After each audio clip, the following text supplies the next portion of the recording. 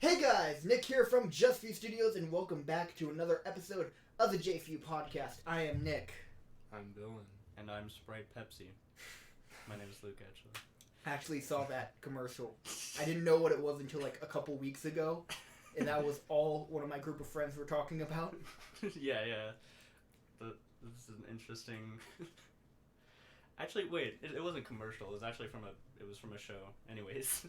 Oh, okay. I just saw part of the clip or heard part of the clip. My name is Sprite Pepsi and I'm 14. But anyway, yeah, today we have a lot to catch up on because I've been super busy lately. And hello, Pea Shooter, welcome. And hello, Marco, hello as well. And also, let us know if there are any audio problems. I might be a little echoey, but if that gets bad or if there's anything other than that, please just let me know.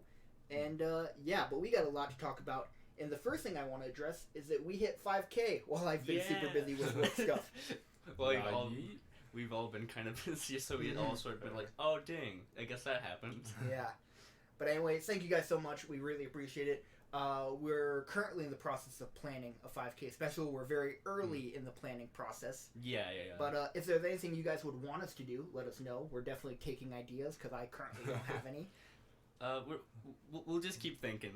When we say we're in the early stage. It's very early. So thank you guys. We really appreciate it. So the next thing we want to talk about is my apologies for the lack of E3 videos. I put out one, and then it said like, hey, a lot of E3 videos coming soon. And now if you look at it, it's the only one. I literally have a to-do list there of a bunch of trailers for E3 stuff that I never got around to just because I've been crazy busy doing 2 freelance projects at once. But yes, I am about done with one. I have a little bit more to do this weekend. And then after that, I have another, but I can catch up on some other YouTube stuff in the process. But we're going to be taking this podcast as an opportunity to talk about a good amount of that E3 stuff. Mm-hmm. And then the last piece of intro news I want to talk about is Sugar Pine 7. I couldn't really fit into movies or games, but I wanted to talk about what happened with them. It came out about a month ago-ish, maybe slightly more, that they are no longer affiliated, or actually, let me rephrase that, they're no longer employed by Rooster Teeth. If you've been watching their analytics for a while, they have been on a big decline for a while. Rooster Teeth gave them a lot of resources and time to try and bring that back, but ultimately they couldn't, so they are no longer employed by Rooster Teeth. They still technically have a partnership with them, just not salary. Yeah. It's that kind of, we'll give you sponsors and all that, but it's not the, hey, here's your every 2-week paycheck, which at the same time, though, it's not like a, oh, screw Rooster Teeth thing, because they have also said that they're not happy with their content, and they're kind of taking this as an opportunity to say that we're done making these videos. So it's kind of a bittersweet thing where they are no longer doing videos, but at the same time, it was going to happen at some point, and this just kind of changed it to, well, maybe we'll do a season finale or slowly transition to a, oh, well, I guess we're done. So, yeah, kind of one of those situations, and it also kind of sucks because these are source-fed people, so they literally had the same thing happen to them 4 years ago, 3 years ago now? Yeah. 2 years ago now, I think, is when it was. Dang, but that wasn't all that long ago, I guess. It wasn't, so it kind of sucks from that aspect, and also because I think I talked about it before. It was very early in the planning process, but back when the Film League was still a thing, we had talks to go hang out and maybe do a video with SourceFed. Oh yeah, I remember hearing about that. Yeah. Like even like freaking God. It was very early development thing, so who knows if it ever would have happened. But ever since that whole thing happened, I've been kind of more interested in following them from the aspect of like, man, we could have done something with them, and now to see them kind of get screwed over again, it's a bummer. Yeah, it really is. For Rooster Teeth's angle, the analytics were not good, and they were spending a lot of money on Sugar Pine 7. Yeah, like I mean, they were with the Funhouse group and the RTLA group in a full office setup. They were shooting with C200s and stuff. They had a big budget. So you need to make that budget back. Yeah, you have to have the profits that qualify having all this budget put into it. And also, not shit on the Sugar Pine 7 guys. Good guys. Even in the videos, you can see their work ethic isn't always the best. That's So fair. it's also that aspect harder to justify keeping them on board. Exactly. If they're not doing the thing you're hiring them to do. It's kind of that unfortunate situation there. But anyway, that's the Sugar Pine 7 situation. And now, moving in to movies. So, first thing we have to talk about, which we're going to do spoiler-free, is Toy Story 4. Oh, yeah. That came out. Yeah, that pretty recently, too. Yeah, very recently. Also, weekend. to address comments, did we see Avengers Endgame? Yes, there is a Let's Talk Movies about Endgame that you can watch if you want to hear Dylan and my full spoiler talk about that. We're also going to talk a little bit about Endgame in here, but not the actual movie, something they're doing. But just to address that. But anyway, back to Toy Story 4. Yeah. So did you see it? I forgot. I did see it, yes. Okay. I want to hear your thoughts, because I'm actually pretty curious. So my thoughts on Toy Story 4 are that before seeing this movie, I was kind of against the movie. I thought 1, 2, and 3 are the perfect trilogy of a beginning, middle, and end. I thought the way they ended Toy Story 3 is the way that in my mind I wanted the story to end. So when they announced Toy Story 4, I was like, oh, this is a cash grab, whatever. Tom Hanks and Tim Allen put out tweets saying, though, that they cried in the audio booth, and that got my attention. Yeah, I was so like, I then became a little bit less negative towards the movie and more skeptical. Kind of just, like, interested to see, like, what that is. What caused that reaction. Like, and seeing it, I'll say, it's a great movie. It's a great Toy Story movie. In my mind, still, I'd say that 1, 2, and 3 are my Toy Story movies. This is like a little bonus thing for me, because this is very much so a Woody movie. More than it is a Toy Story movie, I feel. I guess, yeah. It's very centered around Woody and his kind of character arc that he goes through throughout the film. I mean, you get moments with the other toys, but I feel it's very much so Woody, Forky, Bo Peep. Yeah, those 3 characters specifically. So, from that aspect, I see it as just an additional thing to the trilogy. I could see that. Yeah, I can definitely. But what did you guys think of it? I'll let Dylan speak first. So I mean, I can't say too much right now while we're in the non-spoiler free, but I agree with everything you said, and like the ending. I think the ending was, with the idea of having a Toy Story 4. I think the ending was perfect for what they had to offer. Yeah. That's what I'll limit myself to right now. Fair enough. I kind of have to slightly disagree with the whole it like the 3 Toy Stories are sort of better as the own trilogy. I mainly just because like I think of the fact that it's Andy's gone and like all that stuff and that's very conclusional, but yeah, like when I saw it when I first came out, it's like, but there's still like life that goes on. Like even when I was younger, I was kind of overthinking stuff about the Toy Story trilogy because like Woody was made in the 50s. Andy's probably not the first kid he's had. How is it like so connected at that point? Valid. So yeah, and I'm thinking like if they were to continue this, it's like how would they deal with that fact that like like he's past Andy now, but like he's still kind of attached to Andy and all that sort of thing. And just how that would play off of him. And this movie was basically like, I was kind of like worried that this film wouldn't really address that idea, but then it really actually did. And it was like, yeah, that was the whole point of the film, was that what you just said. Yeah. I was just worried it was just going to be like, we're having another fun adventure, not really going to get into the whole like connectional aspect of being a toy and being someone's possession technically. And then yeah, like it definitely did that, which was like the thing that actually kept me probably the most interested in it. I do have some quibbles with it though. I think there's like so many characters to the point where I'm just like, okay, but why are you here? Like I know why you are here because Bunny Rabbit and the duck are really funny, but like, do you do anything though? Yeah, and I agree with everything that you said there. Well, and I think part of the issue with the Bunny Rabbit and whatnot, I think part of it is just that even before they were introduced into the film, I think there's just so many characters as it is without them. Exactly. And then they go ahead and, so like, hypothetically, if there was less other characters and then they were introduced, I think it would be a totally different situation. Probably. I guess that's like, for true. I still think they were needed. That's fair. They definitely helped with like adding some comedic moments into the film, and even though his character really only satisfies like one specific moment, I still just thought Duke Kaboom was really fun. And I mean, Keanu Reeves in general right now is the thing. He is Year of Keanu, the Keanu-sans, as they say.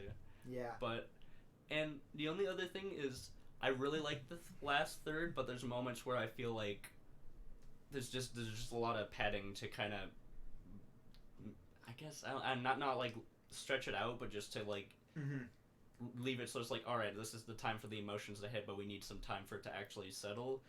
But like those little kind of character action moments feel a little awkward. I won't get into specifics, but it's like there's points where like characters are, we leave this place, but then we realize, oh wait, we got to go back to this place, and then kind of a rinse repeat sort of thing. And I'm just like, fair.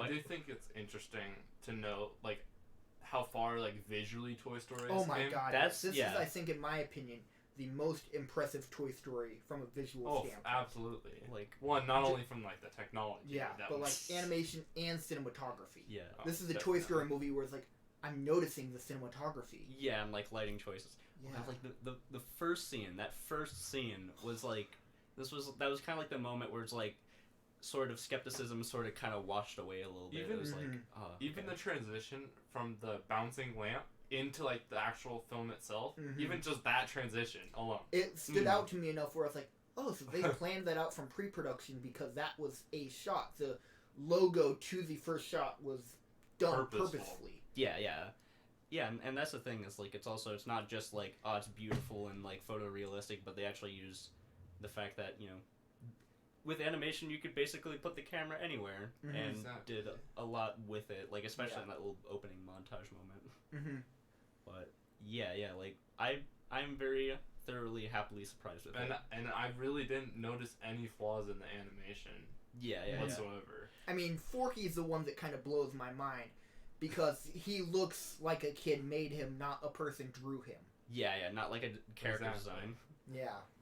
So just to answer a few of the comments here, I like your Transcrafters episodes. Make more. Yes, more are in the works. In fact, episode 3 has been halfway done for like a month. I just haven't had time to do the other half of it, so I apologize for that.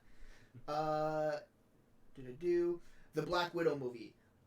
It's not on our agenda, but I think the one thing I'll say about that is, along with the Taskmaster pictures, or the presumably Taskmaster pictures, I'm intrigued.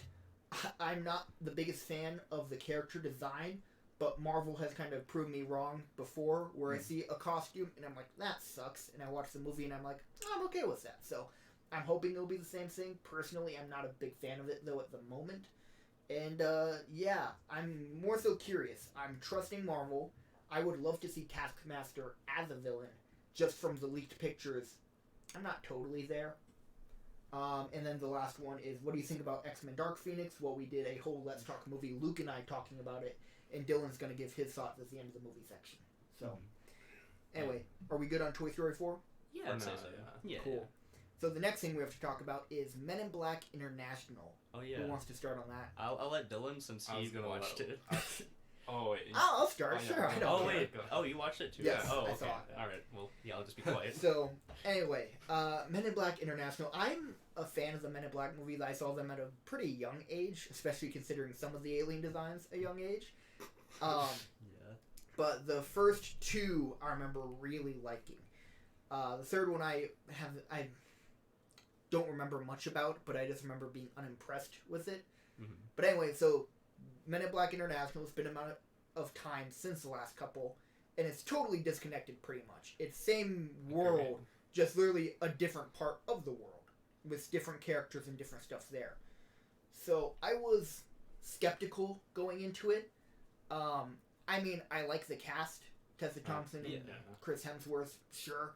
Their chemistry is great from Ragnarok, so I'd be curious to see how they do in this. But it did seem kind of cash grabby to me going into it, so I saw it, and it was fine. I didn't have major problems with it, but it just wasn't great. It didn't do anything that had me go, wow, this is Men in Black. Yeah. It just felt like people who knew of Men in Black were like, we can make a movie and tie it into that.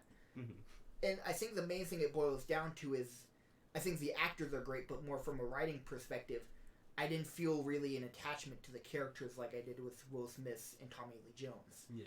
I mean, Will Smith, he's so damn charismatic, but also the writing helped him out, and there's a long period of time where he's going from normal guy to a Men in Black agent. Mm-hmm. This movie, I felt Tessa Thompson was just like, and you're Men in Black now. It kind of seems like that from the trailer. She just finds them, they're like, hey, you found us.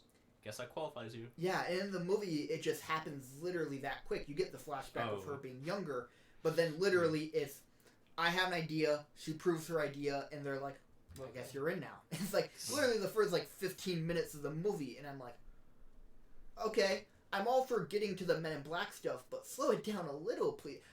They didn't give me enough time to be on her side for that. Mm-hmm, yeah. I wasn't cheering her on to be a part of the Men in Black. Yeah, it was just sort of like okay, well, that's cool, I guess. Yeah, but what did you guys think? I mean, I agree with what you're saying. I mean, it was watchable, and I mean, it was like, I didn't have an awful time. No.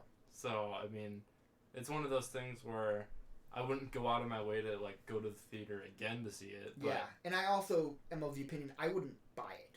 No, it's not I'm not going to, as soon as it comes out, day one, go and pick it up on Blu-ray. Like, if it was on, if it happens to be on TV, sure, I'll watch it again. So, I mean, it's worth just checking out just for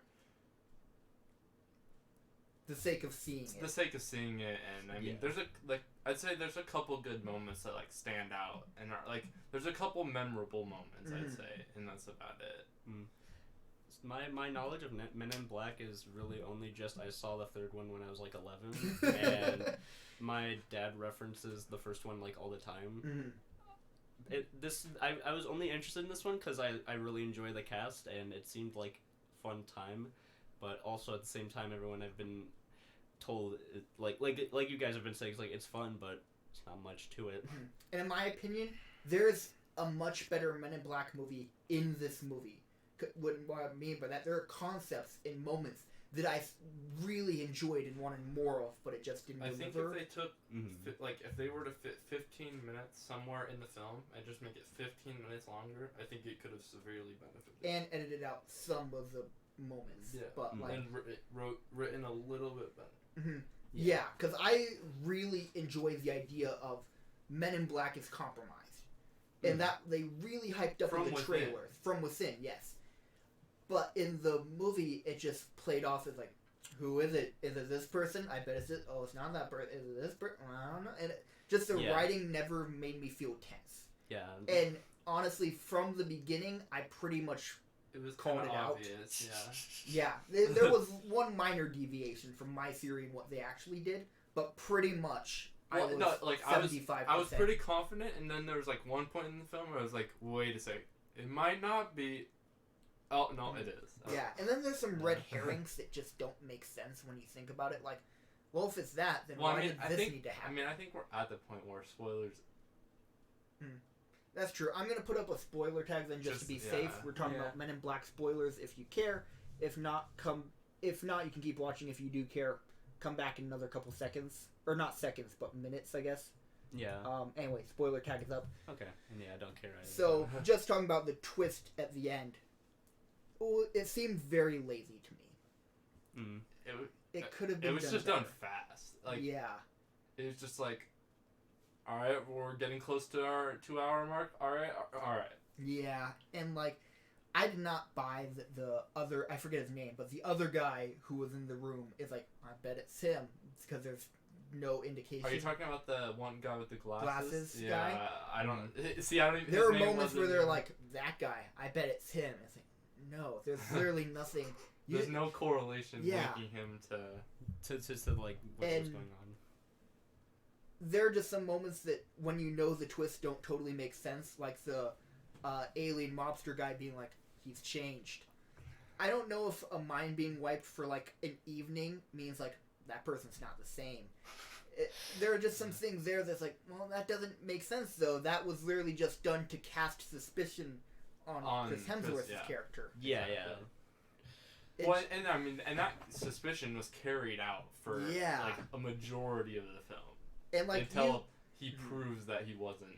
Yeah, and you start picking up this thing of wait, he keeps saying the same phrase over and over again. Are they gonna address it? And eventually they do, but man, getting there is like... It took forever.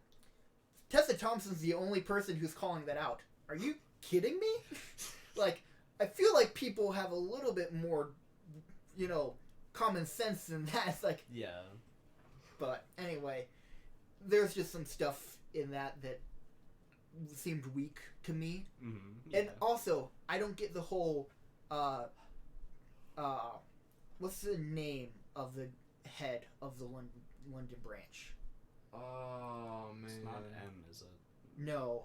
But M is her. Yeah, the Tessa female. Thompson. okay, so I don't... H is Liam Hemsworth. Hmm.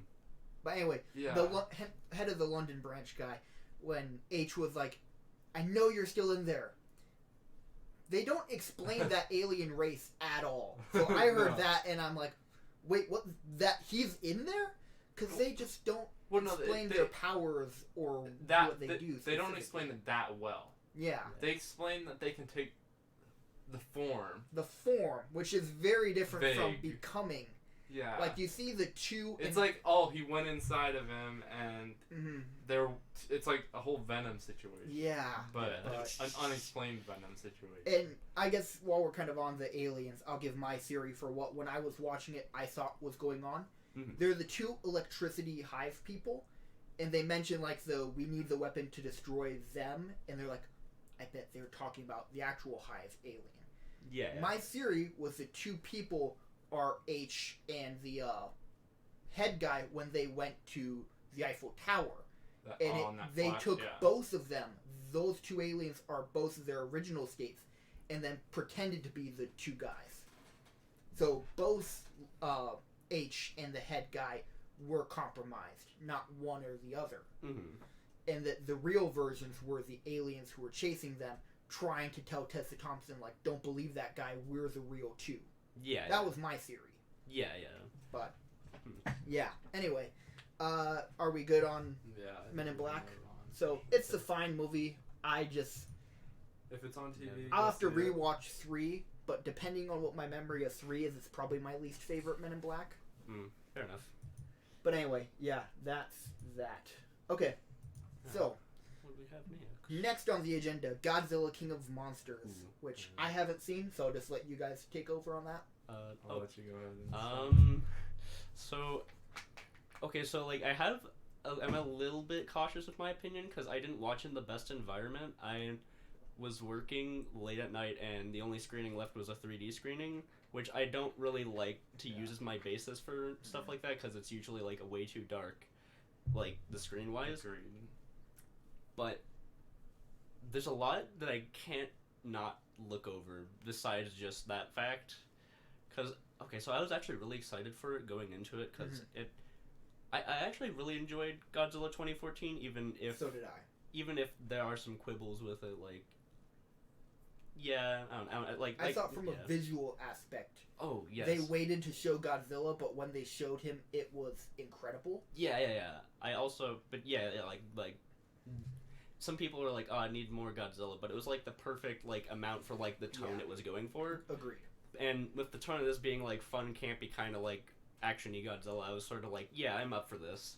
But people said that this was more of the Godzilla fights and less of the people, and I don't agree with that because there's so much stuff with like the human characters that were just like, oh, here's this like organization, this like basically environmental terrorist group, and here's these other people trying to stop it, and all of them I did not give a single shit about. I could not care less, and it's funny because I cared about that one army dude from 2014 more than I cared about any of these characters. Like even like Stranger Things actress girl, I can't remember her name.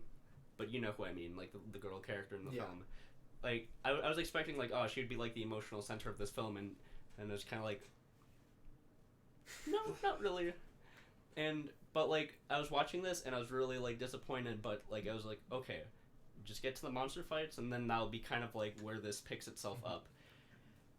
And no.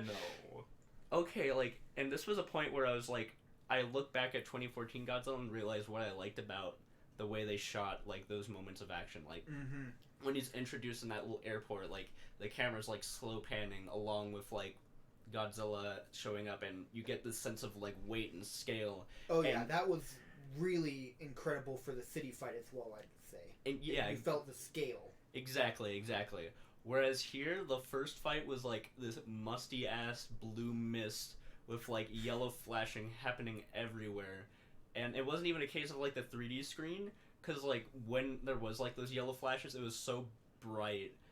It was hurting my eyes, along with like the camera movement. Not like, again, 2014 Godzilla, slow panning, very nice framing that felt in the scale and, you know, weight.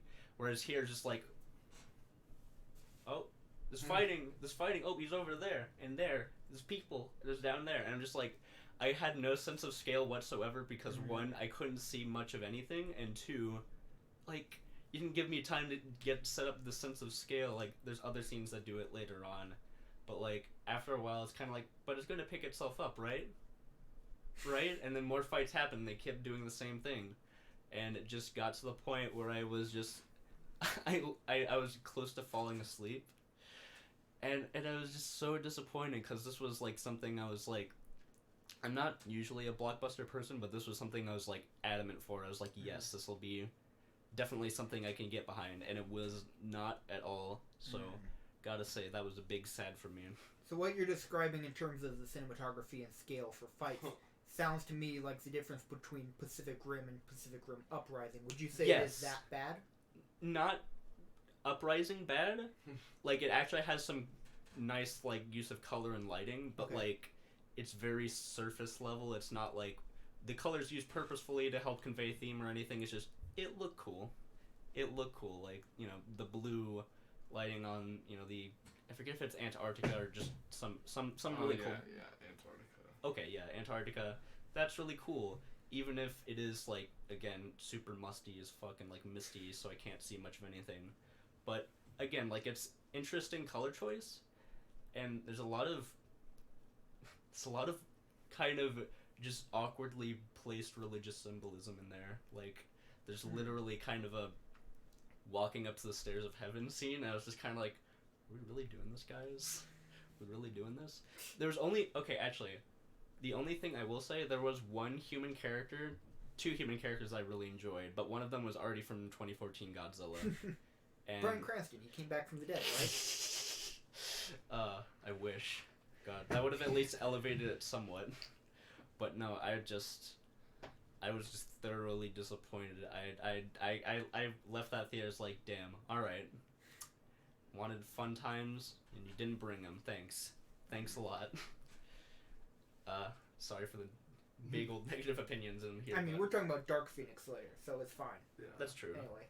So ultimately, this is one of my least favorite movies of the year that I've seen so far. So I need to see it for our end of the year podcast, guys. Basically. And I hit 45 movies yesterday, so... Yo, like for the whole year? For this year, like 45 theater movies. Dang, you're all actually kind of catching up to some of the ones I have. So... Not only is like our 3D... so I saw it in Prime, okay? Mm-hmm. It was dark in Prime. Like, the whole film needed to be brought up about 3 brightness levels, at least. Oh, so it wasn't just 3D screening. No, okay? And the first, like you said, the first monster fight in the middle of the ocean, like you said, has no scale whatsoever. The ocean is a vast, empty space. There's nothing to give you proportion at all. And just most of the monster fights just felt like they were implied monster fights. That's actually, yeah. Where you like see the one monster bite the other one, and then it would like turn away and do something else, and then you turn back and the fight was over. That's what it felt like. Gotcha. Okay. I was gonna say, so like the first half of the 2014, but then again, when you're cutting back to it, then it's like, oh, I get what you're saying now. Because it's just like the 2014, at least when they did have that fight at the end, you saw it, and like you could feel their fights, like when they hit each other, and I still get goosebumps thinking about when Godzilla opens up the mouths and you just see blue, blue, blue, blue, blue. Oh, yeah. Like, that sense of build-up, too. The closest fight to that, I would say it's just the final fight of the film, and that's probably the most that the film has going for it. Pretty much. So it's like you sit through all of this. It's like you're bored, and then you get to the end. You're like, okay. Oh wait, it's over. It's like if I would have had that energy the whole film, like this film had potential. Mm-hmm. It was just poorly executed. Okay. So then my next question is, did they plug or hint at any more with the King Kong crossover? Yeah, they did. Mm-hmm. Okay. That one's probably going to be bad too. Do you want to know who they have as the director? Who do they have as the director? The director of the Netflix Death Note film. So. Okay, yeah. Anyway, are we good to move on from on that note? Absolutely. Yep. Okay. I'd say so. So Luke, I'm pretty sure you're the one here who's going to talk about this next one, but Chernobyl. Yes. Miniseries. The HBO miniseries. So basically, for everyone that canceled Netflix after finishing Game of Thrones and being horribly disappointed, there's actually kind of a special treat for you. Like a week later, Chernobyl was a really fantastic miniseries actually, because it's for one, like I don't watch much TV, but this was something I actively sought out, and it's really interesting because like it's based around a true event, but it's kind of like not made in the country of its origin, but it's like it's very tasteful of its subject matter. Isn't just like the best example I could think of like doing an American version of a true event was like Pearl Harbor, where it's just like it's basically Titanic, but everyone kind of dies at the end again, but in a different way. Whereas and this wasn't directed by Michael Bay. Yeah, but you want to know who this was made and written by? It was made and written by a guy who wrote a couple of the like scary movie films. Really? Yes. Like literally his entire track record up to this point, if you looked at his like Rotten Tomato score, has all been like drastically low, bad like parody comedies, and then he makes like one of the most harrowing like miniseries for like the past decade. But like it's so good because it's like it's really like focused on like the statistics and information, but finds a way to make it like thoroughly engaging. Like you get this is like something that's actually like a great example of like how to do good editing, which is like conveying information but knowing how to show like what that actually means to the characters. Because like there's a point where the characters in the beginning are thinking like, oh, after this incident happened, it's 3.0 rotogen, which they said is like the equivalent of having like a chest x-ray in terms of radiation. But the way they cut like the moment where you see characters' reactions, you see like all these characters like, that's fine, but you see one guy's like thoroughly distraught until like once he gets up, he says like what it actually means. It's like it's more actually like 30,000. But like the way that it's cut together, you get this great sense of like information's being like kept underway, not all of it's being like properly shown, and it's able to do that kind of thing throughout the entire series to a point where it's like you never get a sense of like what you're being told is actually true, but you're kind of having to like keep track of like what is actually going on through like just character and information, that sort of thing. Yeah. It's also one thing that I really like is the event itself is a very tragic situation, but the film never does a whole like, well, since we want to be artistic, let's basically revel in these people's human suffering. But like it's like carefully like knows what to show and what to leave out for tastefulness, and it's so much better for it. It also has like probably one of my favorite ending episodes of any series I've seen so far, and like anything really, I'd say. But it's super good, and it's not an easy watch, but it's a very essential watch, I'd say. It's very good. And people will probably keep complaining about the fact that everyone has British accents even though it's in Russia, but who cares? Yeah, and I've personally heard nothing but good things about it, so I'm very I've actually heard opposite. I've heard really? a lot of bad things about it. Oh, well, what have you heard? I've heard mainly a lot of people are just upset from the aspect of I obviously haven't seen this, so I can't say whether it's true or not, but a lot of people are upset because the film portrays the events in a way that didn't really happen. I guess that's true to some extent, but then again, that's a lot of like doing a true story kind of. And I mean, granted, there isn't too much information about exactly what happened, but well, especially because a lot of it was covered up. exactly. Yeah, of course, yeah. Yeah, I mean that's the only thing. I mean, I've just heard multiple people say that. So. Okay, that's interesting because I haven't, but that's good to know, and I'm actually curious to watch it myself. Mm-hmm. But yeah, I'm interested in. To be honest, the main criticism I've heard was from Russia. Well, because they put out a statement saying like that's totally untrue. We're gonna work on our own version. I heard about that and I read up on it. And I was like, you sure about this, fam? Yeah. So, but really anyway, want to do this? It is good to know that it's not universally loved because nothing really is. Of course, yeah. That's why we encourage you to watch it yourself and create your own opinion. Yeah. So, but even if nothing else, it has a lot of genuine filmmaking merit behind it. Even if like, if you were to take the information out, like the actual craft of the series is very, very like well done. And even, but regardless, it's something that is at least a discussion starter and very much an interesting topic. Yeah. But yeah, very highly recommend it. I wish people would stop making memes about it though, because every time I see it's like, I guess it's funny, but you know, people are dead. Yeah. But anyway, the next thing we have to talk about, which will probably just be a brief subject, is Rocket Man. Yeah.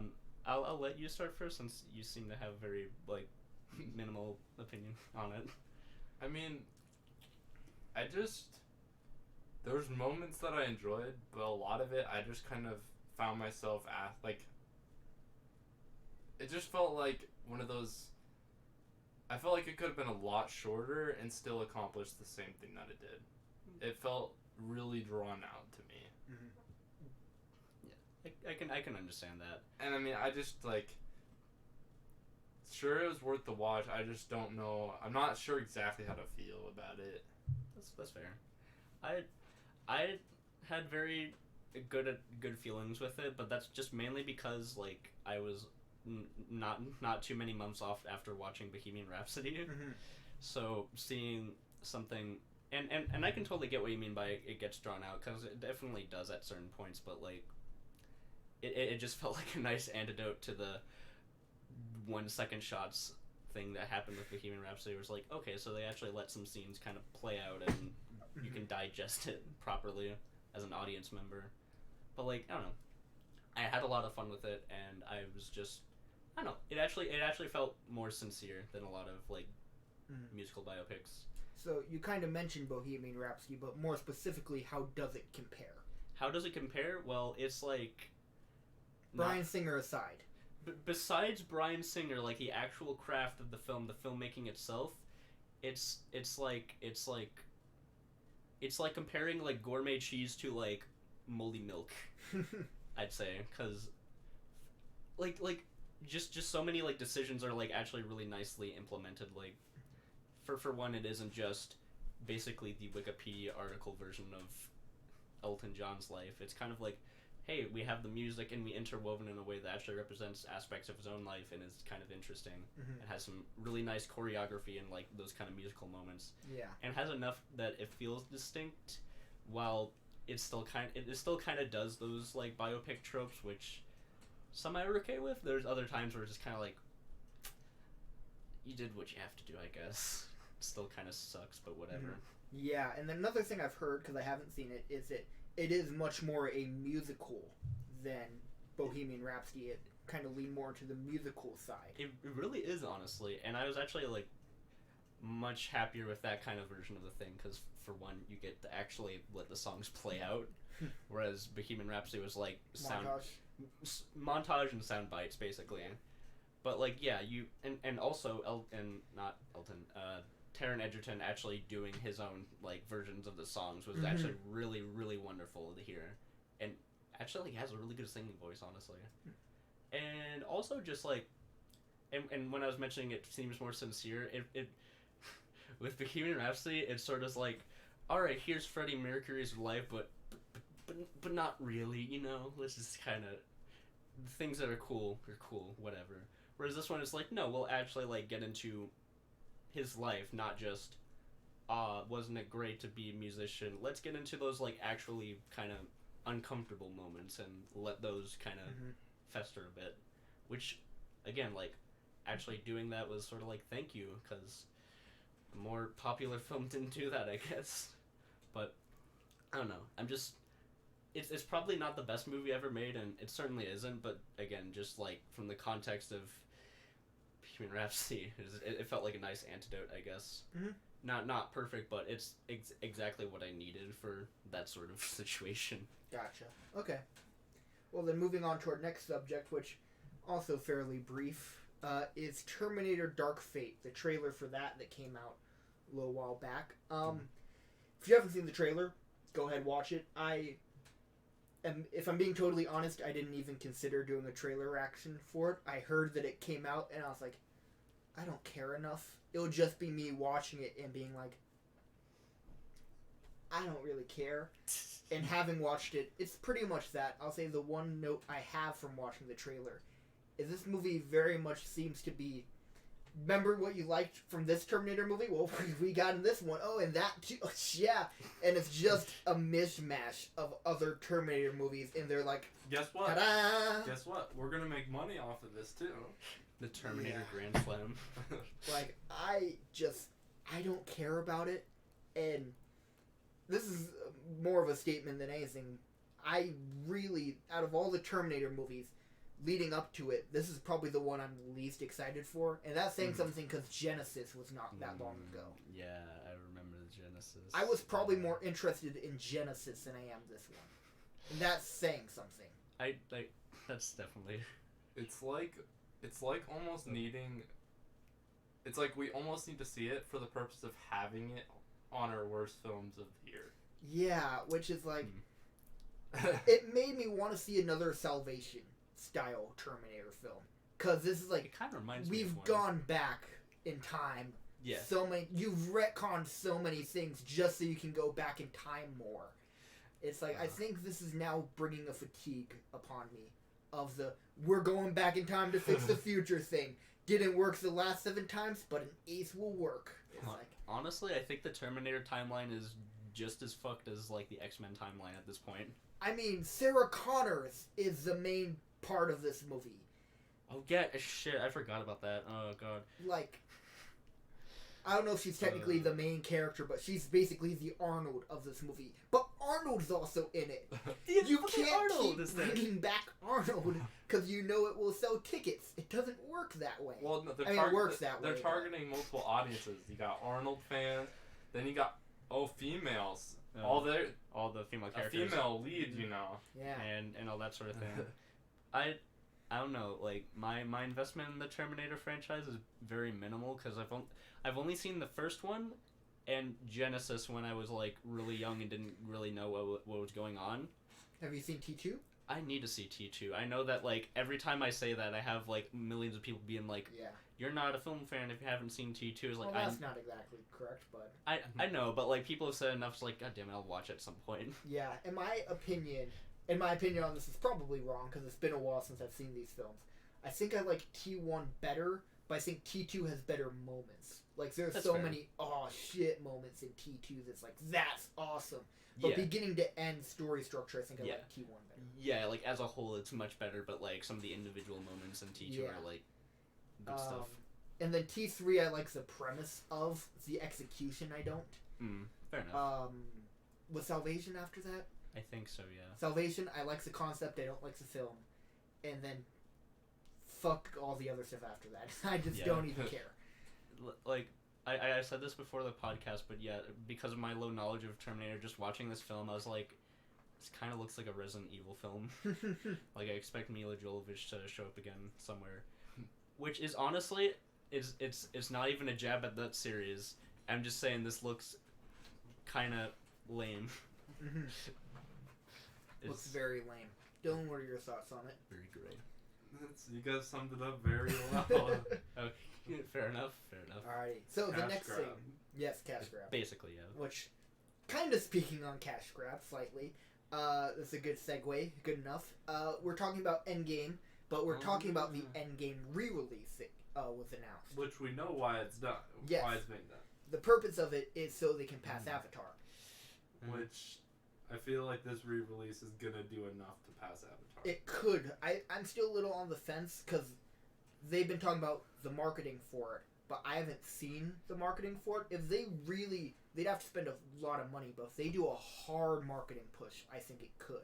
But without that marketing push, I don't think it will. Well, I think the thing that's gonna be, I think the re-release would have done better if it was done about 2 weeks ago.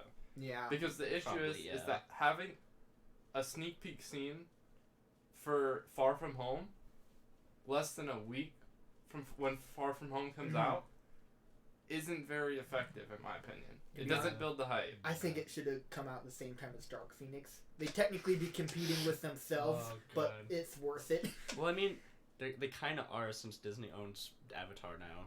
Mm-hmm. So it's true. Just say it's like, no, but we want to make more money than our last film. Avatar had a re-release too, right? I'm gonna be honest. I don't remember Avatar's what it did when it came out. I don't. Neither do I. I remember seeing it, being like, "Holy shit, this is CGI," and that's about it. Man, if only Robert Zemeckis could see us now. But anyway, so in the new re-release of Endgame, it's 6 minutes of new stuff. You have an opening message from the Russo brothers, a Stan Lee tribute, a partially finished Hulk post-credits scene, and a sneak peek of Far From Home. So, to be honest, I would have liked to see more. What I think would have gotten more butts in the seat if it were basically the Blu-ray bonus features. Yeah, or like a director's cut, maybe. Or a director's cut. Something like that where it's that level of new. Because they gotta have it regardless. I mean, it's gonna come out on DVD. Just release it theatrically. I guess I could kind of see why, though. It's such a short thing, because, I mean, the film is 3 hours long already. So, like, if you had a director's cut, it'd be like... 3.5? Yeah, almost 4?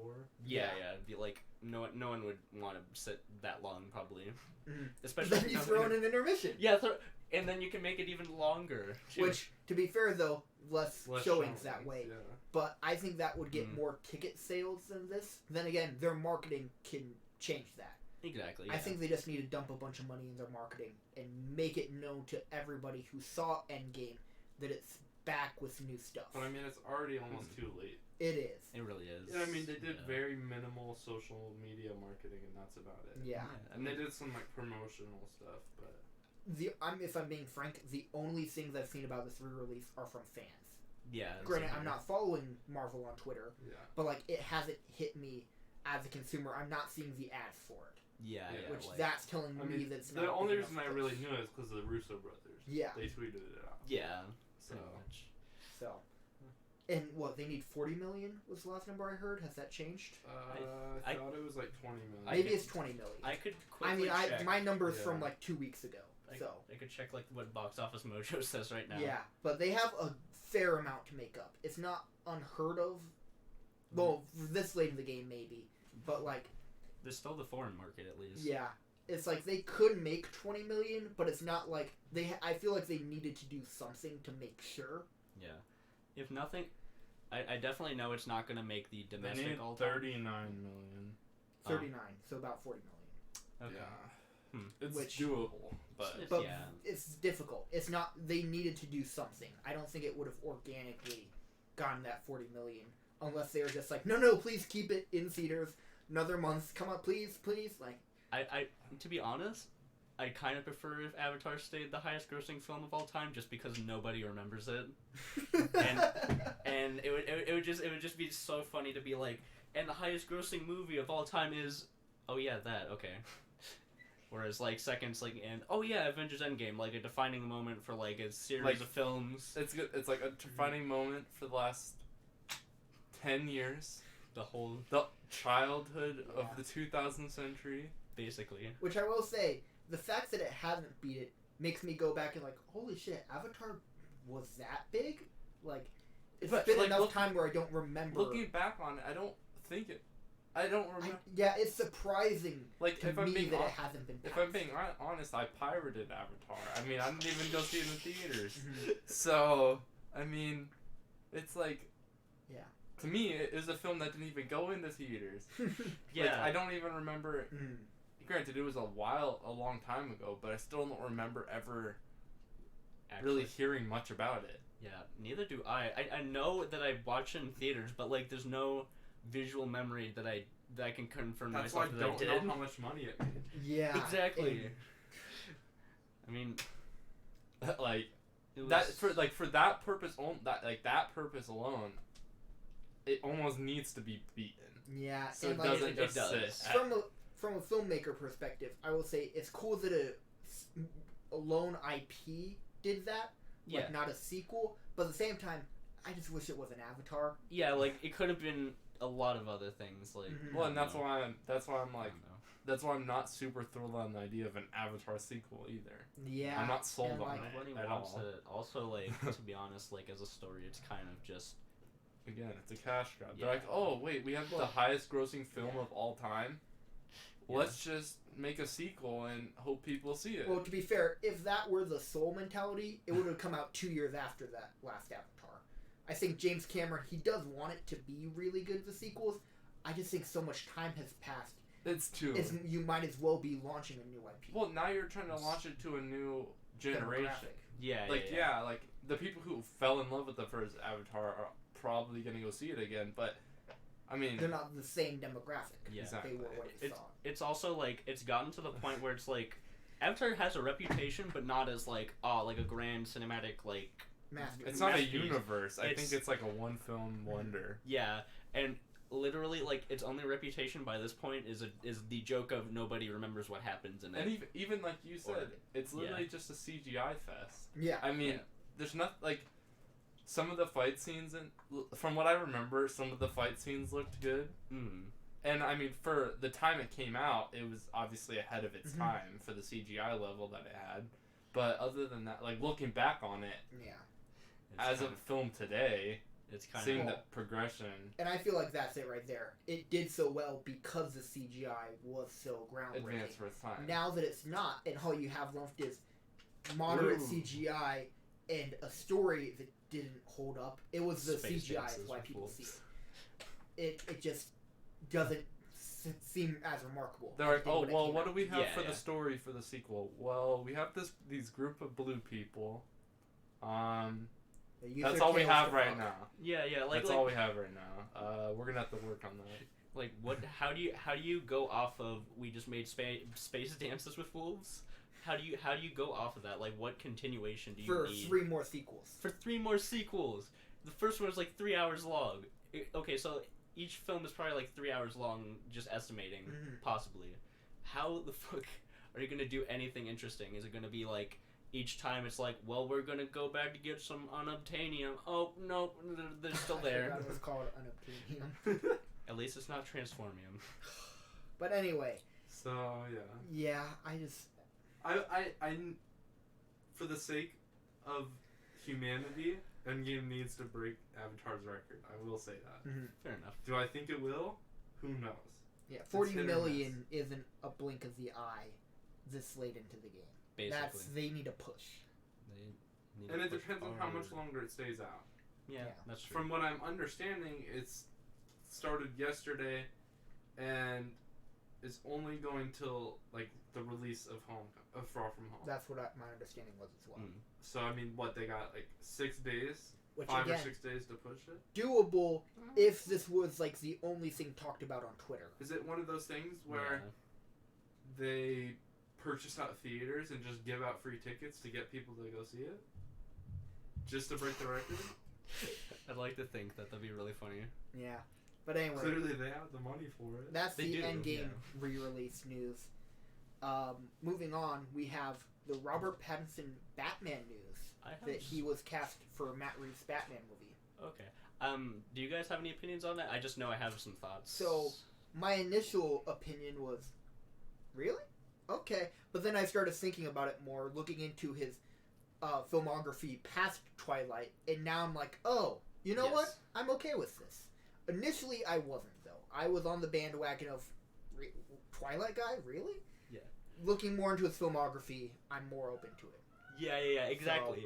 It's exactly that, because, like, think about like when Michael Keaton got cast for Batman. It's like, you know, funny kind of comedic guy, whatever. And then, you know, he was like the most iconic Batman up to that point. Mm-hmm. And yeah, like and people mostly associate Robert Pattinson with Twilight because people have a kind of just a rage boner for Twilight, I guess.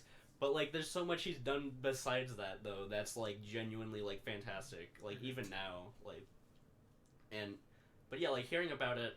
I was like kind of surprised at first, but like the more I thought about it, I was like, that's actually a really good choice, honestly, because I mean, like, this is one of my favorite quotes when someone asked, he was in a movie with Willem Dafoe, and someone asked him about him being Batman, and it was like, what do you think about that? And he says, he's got the right chin for it.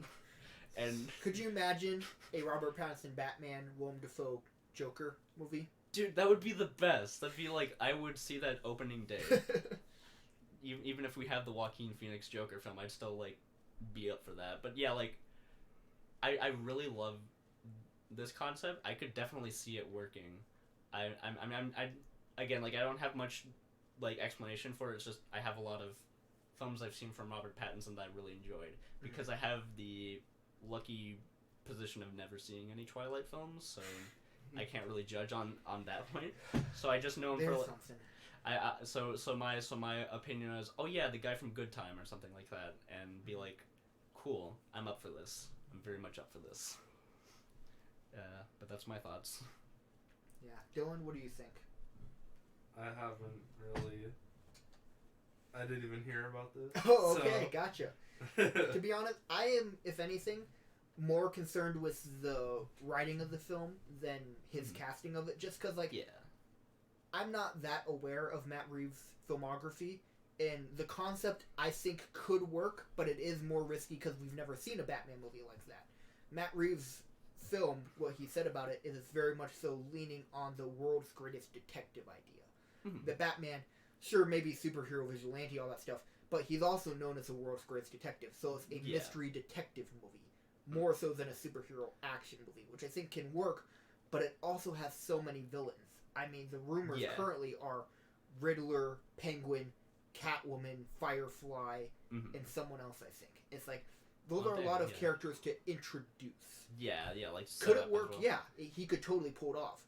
But it's broad enough and ambitious enough that I am skeptical. Yeah, like, there's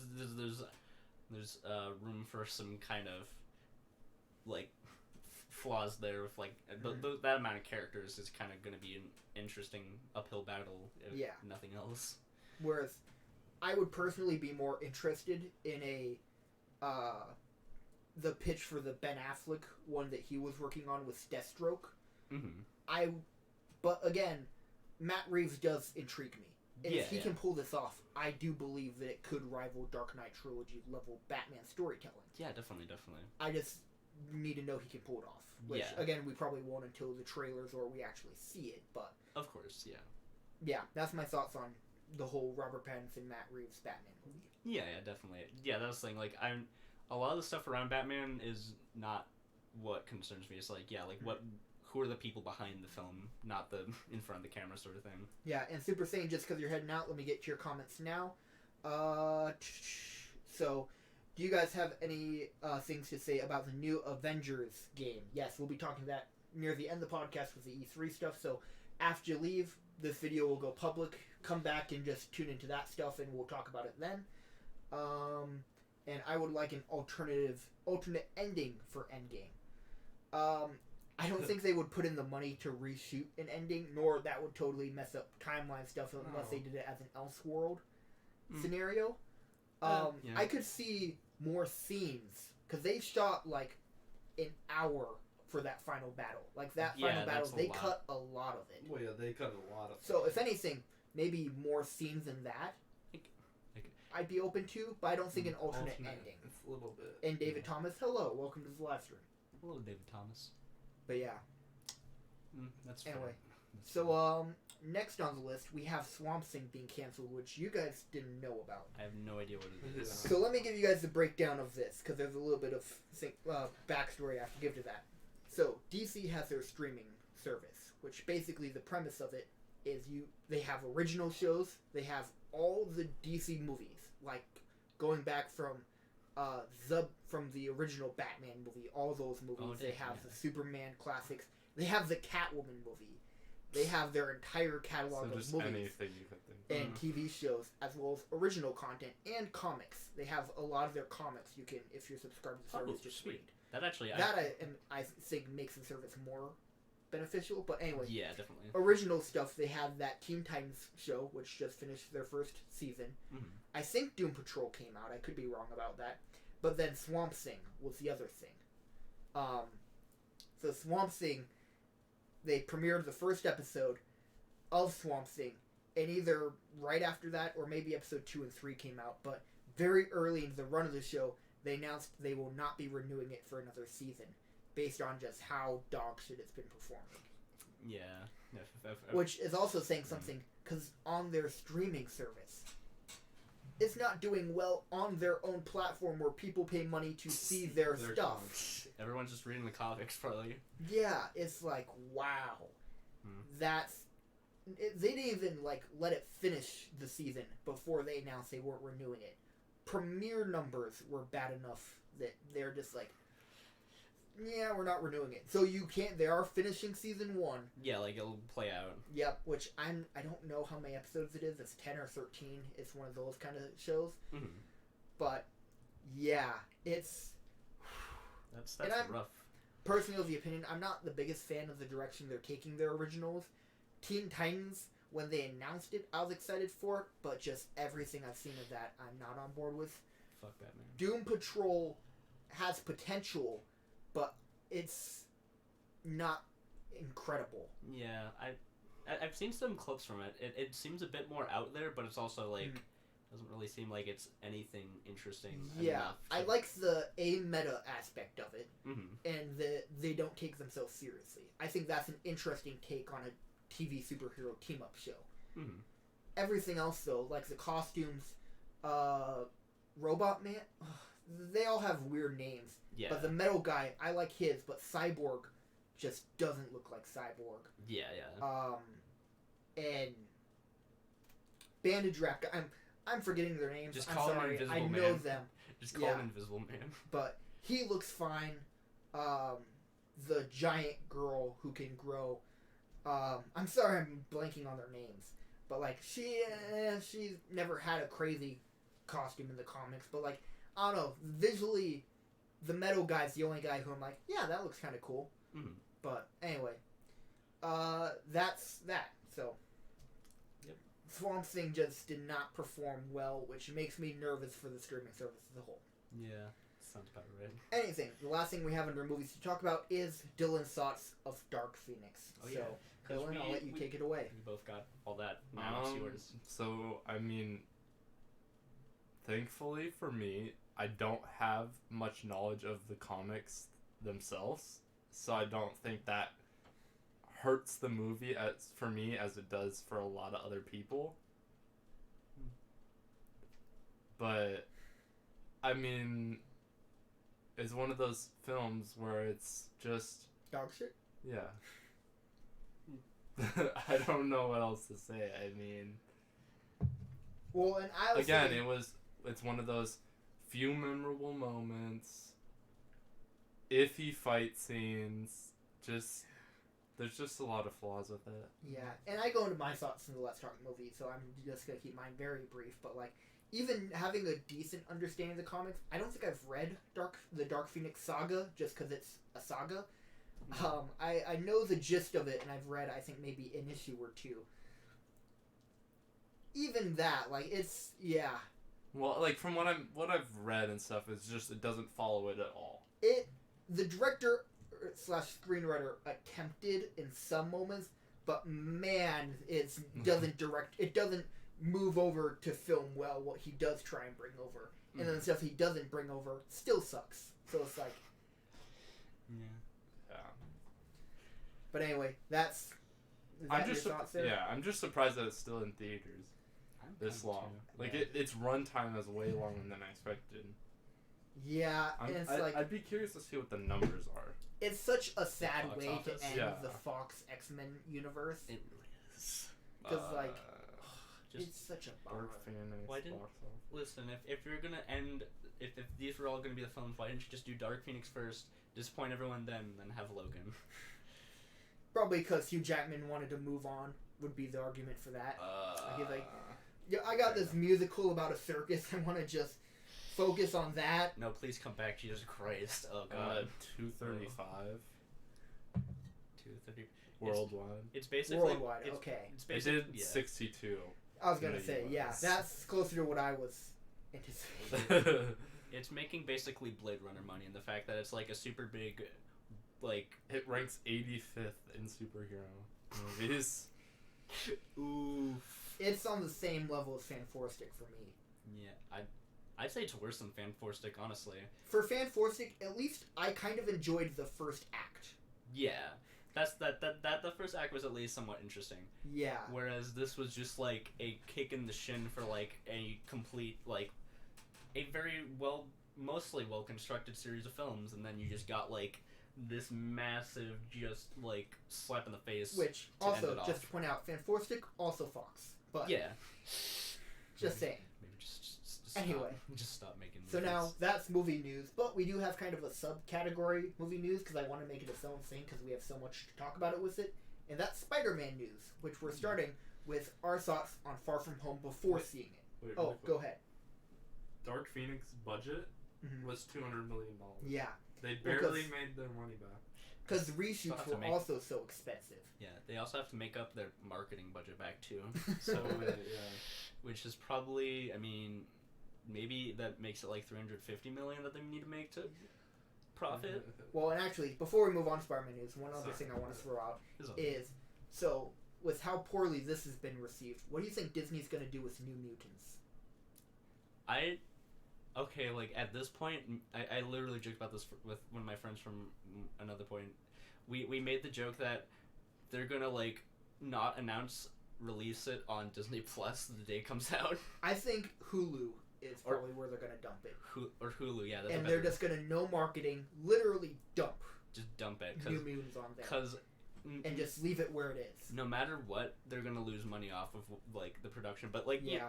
I mean, but Disney wasn't in the production when it was being made, so they don't really probably lose much of anything. Before we move on to Spider-Man news, could we talk about another movie trailer? Really quick? Sure, yeah. Have you guys seen the trailer for Gemini Man? I have. I did. Gemini Man and 21 Bridges. Really quickly. 21 Bridges I don't know about, but Gemini Man, Have it. I'm intrigued. There's enough there to make me want to see it. And Will Smith. I'm more honestly like freaking anything that Ang Lee does is so strangely versatile. Like Mhm. like that's a guy who made Hulk one year and then Brokeback Mountain the next year.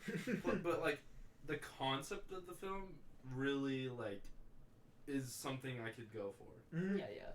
It's, The execution of the concept from what we've seen of the trailers interests me more. yeah. Of the Will Smith's playing both characters, Playing him. but one character, like, Yeah. In the visual I effects. could see on paper, I'd be like, I don't know. But But seeing Will Smith's seeing performance it's actually like that Will- is like, yeah. oh, It's actually okay. That's interesting. And then with 21 Bridges, it's basically about it's a New York storyline where Chadwick Boseman's father dies when he's really young, and then he goes on Gotcha. a tangent to catch the people who killed the bunch Yeah. of cops. Okay. Yes, I do know what you're talking about. I just didn't know it by name. Yeah. Okay. Yeah. I mean, I'm not super the thing crazy that- about I it, mean- but I'm interested. Sure. The thing that like sells me just on that film alone is just his performance. Mhm. I want to see. Oh, yeah. I want to see him Yeah. in a different role. I was gonna say I'd Yeah. like to see Chadwick Boseman playing something other than Black Panther. Because that's the part I that mean, interests me. he plays Black Panther really well, obviously, Mhm. but I don't want him to be known for Black Panther. Yeah. Strictly. Like, I want to Typecast know what is- RDJ's plan is. Is he just like, no, I'm retired now? No, I'm like, no. You think I'm gonna go for something else? He's doing Dr. Dolittle, Really? which is like $65 million over budget right now. Well, he's gonna help He's- make that up. Eddie Murphy, Doctor. It's just it's just like a remake of Dr. Dolittle. Yeah. Dolittle. But Eddie yeah, Murphy did that, right? Yeah, he did that, and there was like a movie in the '60s. Here's the thing: Every single Dr. Dolittle film has went over budget and bombed, so I don't know why they're still doing this. Because it happened in the 60s, it happened in the early 2000s, and from the looks of it, It's about to happen in the early 2020. With big old RDJ. Okay, I just had to make sure I was thinking of the right Dr. Dolittle. RDJ's... Okay. Yeah, he's doing it. I mean, I love RDJ, but... Dr. Dolittle is what his agent's like, this is how you follow up Endgame. This is how you follow up Endgame. Maybe they're just banking on him getting an Oscar for Endgame. Even though that's probably not going to happen. I'd like to see him get a nom. Because That'd be nice. with this long he's been playing the character, his performance, and just like, it would be nice to see a superhero film get a big nod. Yeah, I'd like to see him get a nomination. Yeah, exactly. I remember someone said that if any year is going to actually have some superhero actor nominations, it's going to be this year, because there's Joaquin and RDJ. Yeah. So we if it doesn't happen now, it's just not going to happen ever. Agreed. Yeah. But anyway, now on to Spider-Man news. So our thoughts on Far From Home before seeing it. So who wants to start? I'll let you guys start. Okay, I'll start. Neutral. So I'm more interested in it now than I was before seeing Endgame. Because obviously they couldn't spoil Peter's character arc because it heavily involves Iron Man. Now that I know what his character is going through, I'm like, oh, that could be interesting. And from what I've heard, MJ is an actual character in this movie, which that was one of my major gripes with Homecoming, was that she was Michelle, which fine, new character, interested, cool. But then at the very end, they're like, oh, but my friends call me MJ. And you can't have it both ways. She's either Michelle or MJ. Michelle's I was on board with Michelle, but that's not MJ. You can't have it both ways. This movie, it seems like they're leaning more on MJ, but it's a different version of MJ. Yeah. That, sure, okay, I'm interested in. And the fact that they're playing more with that relationship, I'm curious. Jake Gyllenhaal's Mysterio, I really want to see what he's like. Same here. And obviously, this isn't a spoiler, A, because we haven't seen it, and B, because, I mean, if you know the character you didn't Mysterio... know I got to see it already? Yeah, right? But, like, there's going to be a twist with Mysterio. No what that is... We don't know yet. Sure, we don't know yet. But there's going to be a twist with Mysterio. Absolutely. Because, especially, there's a moment in one of the trailers where Spider-Man's like, well, you're an Avenger now. And it's like, screenwriting 101, that's the line that's there to bite him in the ass. He's not actually... If in the next Avengers movie, they're like, hey, Mysterio, main member of the Avengers, come and help us save the day. No. Nah, it's not him. So, there's going to be a twist on some scale. Maybe he's not actually from the alternate dimension. Maybe he is and killed the Spider-Man in that dimension. Something. But we don't know specifically what it is. There's got to be a twist, though. Most likely, yeah. And also what I'm interested in is, technically, under the Sony sharing deal, this is the last movie in their contract. My guess is they've already signed the next one, are waiting to announce it until after Far From Home has come out. But I think it is worth mentioning this is technically the last movie under that contract. Yeah. I am guessing there's going to be a Norman Osborn moment. Is one of my theories that I have. Maybe like a post-credit scene, maybe. Because, yes, that's my current guess. Because people have said there is a WTF moment. The trailers show the former Stark building, but at certain angles where you can't see a name, there's just construction being done on it. And I think we're at the point where they've introduced Spider-Man. He's been an established character. Knowing how Kevin Feige operates, there's going to be here's what we're doing with Spider-Man next moment. Because the contract's over, they're renewing it. There needs to be here's what we're renewing it for moment. Because if they don't have that, then when that renewal is announced publicly, it's like, okay. Even though we know it's already done. Yeah. Once it's officially announced, they're like, but what for? Like, you didn't give us anything to look forward to. Exactly. And I think that what they're looking forward to is Norman Osborn entering the MCU. That's my guess. I could be wrong about that. I've been wrong about stuff like that before. That's my theory because of the focus on the Stark building.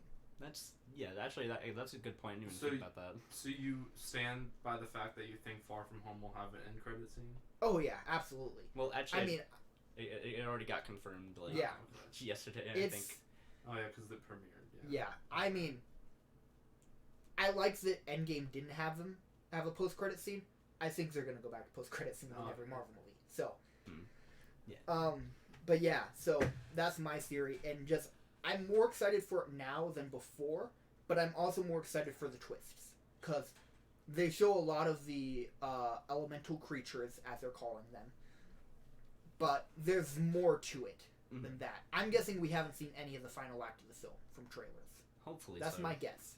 Is that they're making it look like Spider-Man fighting the elementals in Europe is the whole film, and they're doing kind of an endgame on us, where that's like the first half, two-thirds. If that some of that content is in the final act, I would be concerned. Yeah, like, or maybe if it is Molten Man being giant, and that is the final battle, but there's another layer of Mysterio there. Yeah. That's not all that it is. Okay, yeah. So, my hope and guess is that we have not seen the majority of Far From Home from trailers. Yeah. We're seeing, which means that Marvel has a tight leash on Sony, because Sony likes to show everything. But I'm guessing that there's much more to that movie than what we're predicting. Again, I could be wrong about that, but that's my feelings at the moment. So basically, I went through and blocked anything Far From Home related from so it couldn't get spoiled. In the couple days prior to the global actual release, but I mean, my hype for the movie hasn't gone away since the first trailer came out. I want to see, like, in my head, for me, Tom Holland is the best Spider-Man and Peter Parker at the moment, but I want to see just a little bit more. Yes, and which is what I'm hoping this film does for me. What I want to see is, we got a little bit at the end of Homecoming, but I want to see him become Spider-Man in this movie. Because we've seen a lot of Spider-Boy, and my hope is that with Tony Stark's death, that's going to be the kick in the ass to be, I'm Spider-Man now. Yeah, I'm not just like Tony's assistant. Which anymore. I think from what we know he's going through mentally, I think that with the loss of Tony, I think the loss of Tony is gonna kind of force him to grow up. Yeah. So, and that's what I'm hoping for, because that was another problem I had with Homecoming, is his reliance on Tony, which luckily they did kind of play that off of. That's why Tony wasn't there the final act of the film, and he went back to the homemade suit. But I still wasn't totally thrilled it was there to begin with. I think now that Tony's gone, that's the character motivation the character needed. Well, yeah, and he knows that Tony would want him to step up. And what I'm really hoping happens is, from the trailers, they're really leaning on who's the next Iron Man. And I want there to be a moment of the film where Spider-Man goes, I'm not the next Iron Man. I'm Spider-Man. Yeah. And that would be actually, I hope that moment kind of happens somewhere in the film. Because that's...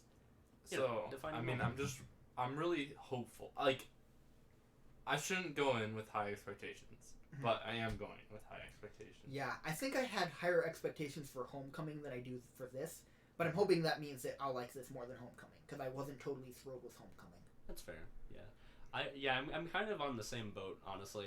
I'm very willing to be surprised. I'm gonna go see it regardless of like my expectations, because of just we've been having such a good Spider-Man boom basically in this past couple of months. The amount of Spider-Man we got last year was like record breaking. Between the Spider-Man game, Spiderverse, and Infinity War.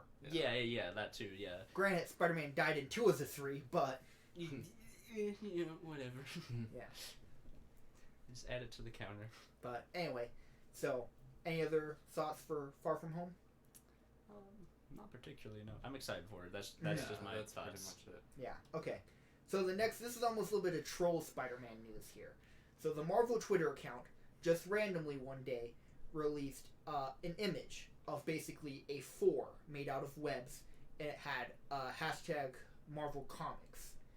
And people went insane over that. Luke, were you on Twitter when that happened? I do remember that very vividly. It was exactly what you were saying, and immediately there was just a wash of oh my god, Sam Raimi Spider-Man 4 coming out soon, oh my god, and you know, like, it just escalated to, like, a ridiculous point where, yeah, like, at some point people just had to kind of be like, you know, that's never gonna happen, right? We're past that by this point. Yeah. But it's still escalated regardless. The I shouldn't say best part of the quote-unquote troll, but the part that kind of got me was the next day, Marvel put out an image of a 3 made out of webs. Webs, yeah. And people were like, you motherfucker. It's a countdown. Who starts a countdown at 4? Yeah, like, it's usually like 5 or 10. 5 or 10, or even 3. Yeah. 4 is the stupidest number to start They a knew countdown what they were on. doing. I feel like they did. For sure. Yeah. And then I saw the best memes, because when the day the 4 came out, it was a lot of, like, Spider-Man, Sam Raimi yes things, and the 3 came out. It was either sad, like, Peter Parker pictures, The crying Peter or Parker. I saw one of Andrew Garfield just going, yes! Oh, God. And that just made my day. That was funny. Oh, God. But, yeah, and then what it actually turned out to be, after the countdown was done, is they revealed there's a new graphic novel by JJ Abrams coming out.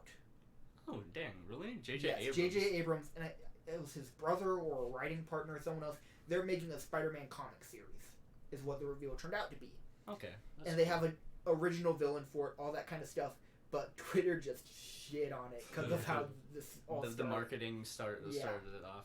I'm just like, but by this point in time, now that we have a new Spider-Man set up and this MCU thing is happening, did people really think they were gonna make another one? Well, one of the series that I heard, which is what I actually think they should have done, was it because it had the hashtag Marvel Comics. Is there is going to be a graphic novel series of what Spider-Man 4 would have been. Oh, okay, all right. Now that I would be on board with. Yeah, definitely, because Sam Raimi's released at least part of the script for Spider-Man 4. It's out there. You can read pages of it. Wait, for real? Yes. For with storyboard. I didn't know about this. Okay. Because they were about to start production when Raimi told Sony he didn't want to do it. Yeah. So they have a lot of it out. Like, I don't know if it's the entire script, but it's at least like a beat sheet, storyboard for the film, and pages of the script. All right. I just thought it was like one of those we'll never see it happen kind of like nothing. We'll never see it happen, but you can. But yeah, read. like at least I can imagine. You can know how the film began, the middle of it, and how it ended. That's out there. Well, shit. All right. It's to be fair, I'm not a fan of it. I'm kind of glad it didn't get made. Oh, okay. Because Vulture was the main villain of it. It started with a montage of Spider-Man taking down like comic book classic villains that Raimi never would have gotten to. So you see him take down like Mysterio, might have been Chameleon, but like a lot of the comic book classic villains. Yeah. And Mysterio was played by, I forget his name, but the guy who cameos in all the Raimi films. Oh, Bruce Campbell? Bruce Campbell played Fat Mysterio. Damn, alright. But anyway, but then there's the whole storyline of MJ, I want to say moved to LA, is what it was. So Peter was single again, and the love interest of that film was Felicia Hardy, but instead of playing Black Cat, she played Vulture's daughter. Okay, so... Alright, yeah, I think I see what you mean now. I'm personally not... I'm kind of glad it didn't get made, because it would have been Spider-Man 3 level. Yeah. But it's still kind of one of those things where it's like they got so close where I do feel bad for Raimi and Tobey Maguire and all that. And everyone just this whole situation happened. Yeah, so much for Kristen Dunst, though, I guess. Yeah. Well, I think it was that she didn't want to come back. Oh, okay, yeah. I wasn't sure if they just, like, yeah. And I don't think it's been confirmed, but from some people I've heard, the ending was that he and Felicia actually didn't get together. They maybe had a romance throughout the film, but he ended it by throwing away the Spider-Man costume and moving to LA to be with her. Oh, dang, okay. So, alright. It was interesting, but yeah, I would rather see a graphic novel of that story. Rather than just a $1 million version of the film. Or rather than J.J. Abrams. Because granted, J.J. Abrams could be great, but there's nothing there that grabs my interest. Yeah. Because J.J. Abrams, his main skill as a storyteller is asking questions. He hasn't posed the questions for what that story is going to be yet, but I don't think any question he could ask about Peter Parker that we don't know, I'd be interested enough in reading. Yeah. I'd be interested in reading a graphic novel about Spider-Man 4. Yeah, I feel like that'd be more interesting. Yeah. As well. So the next thing we have to talk about is the now inevitable Venom crossover, as well as the fact that Venom 2 has been confirmed, which we knew. We knew. Mm. But the eventual Venom crossover news actually came from Kevin Feige, of all people. He was asked during the Far From Home press about, hey, will we ever see Venom crossover with Spider-Man? And his response is kind of something that you probably could have predicted, but hearing it from him gives it an ounce of, like, validity. Yeah. And it's that, he said it's basically up to Sony, but it's at this point pretty inevitable that Venom will eventually cross over with Tom Holland's Spider-Man.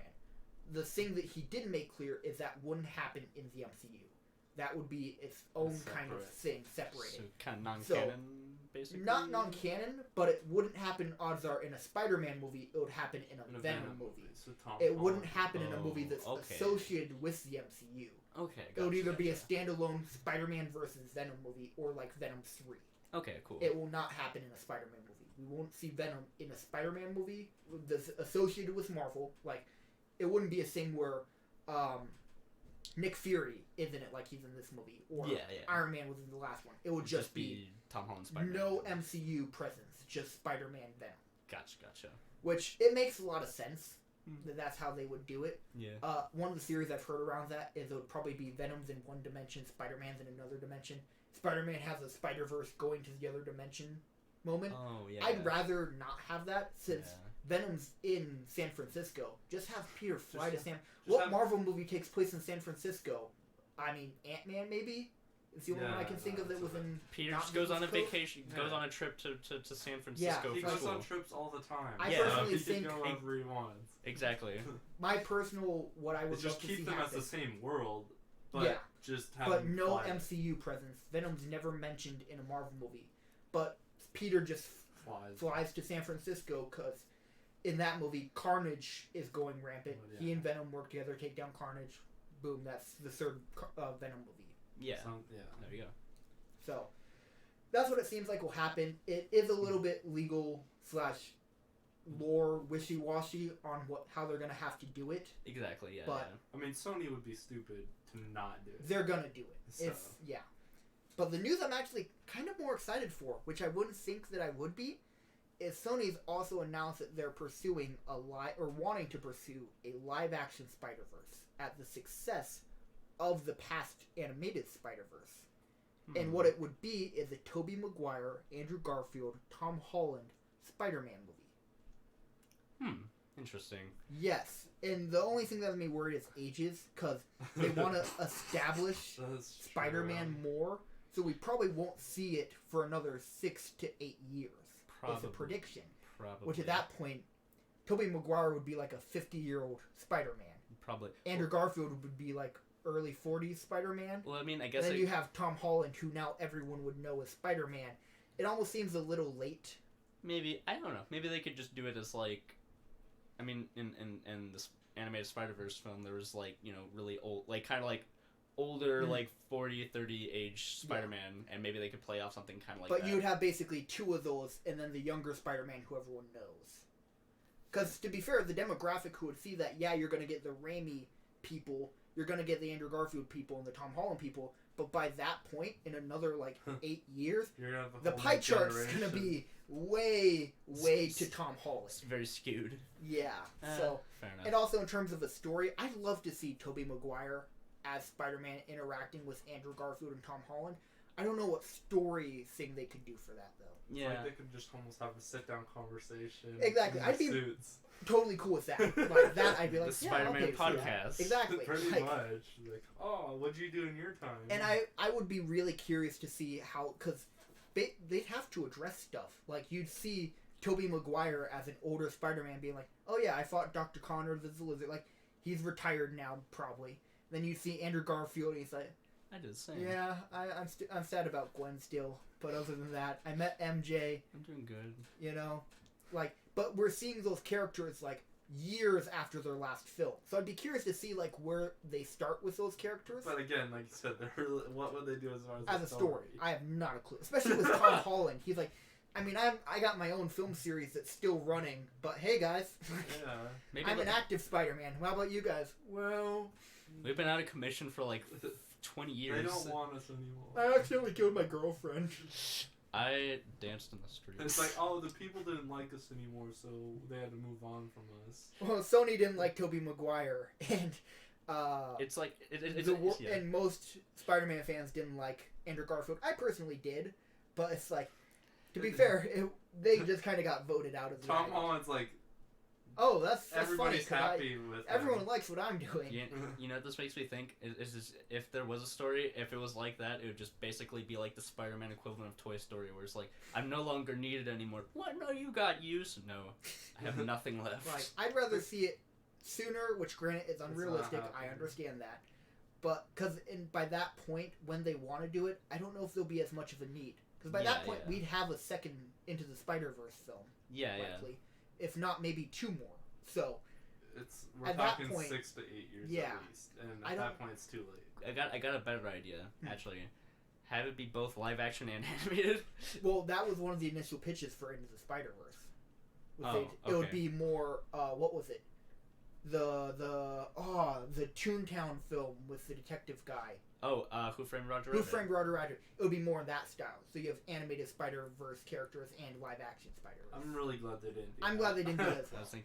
I was thinking, yeah, but like I was when you told me there was a live-action one, I was like, that's what I was thinking it was gonna probably be or something like that. It was more like a joke though. See, what I prefer, honestly, as opposed, because it would be the same thing as like the podcast thing, as opposed to a totally live-action Spider-Verse movie in 6 to 8 years.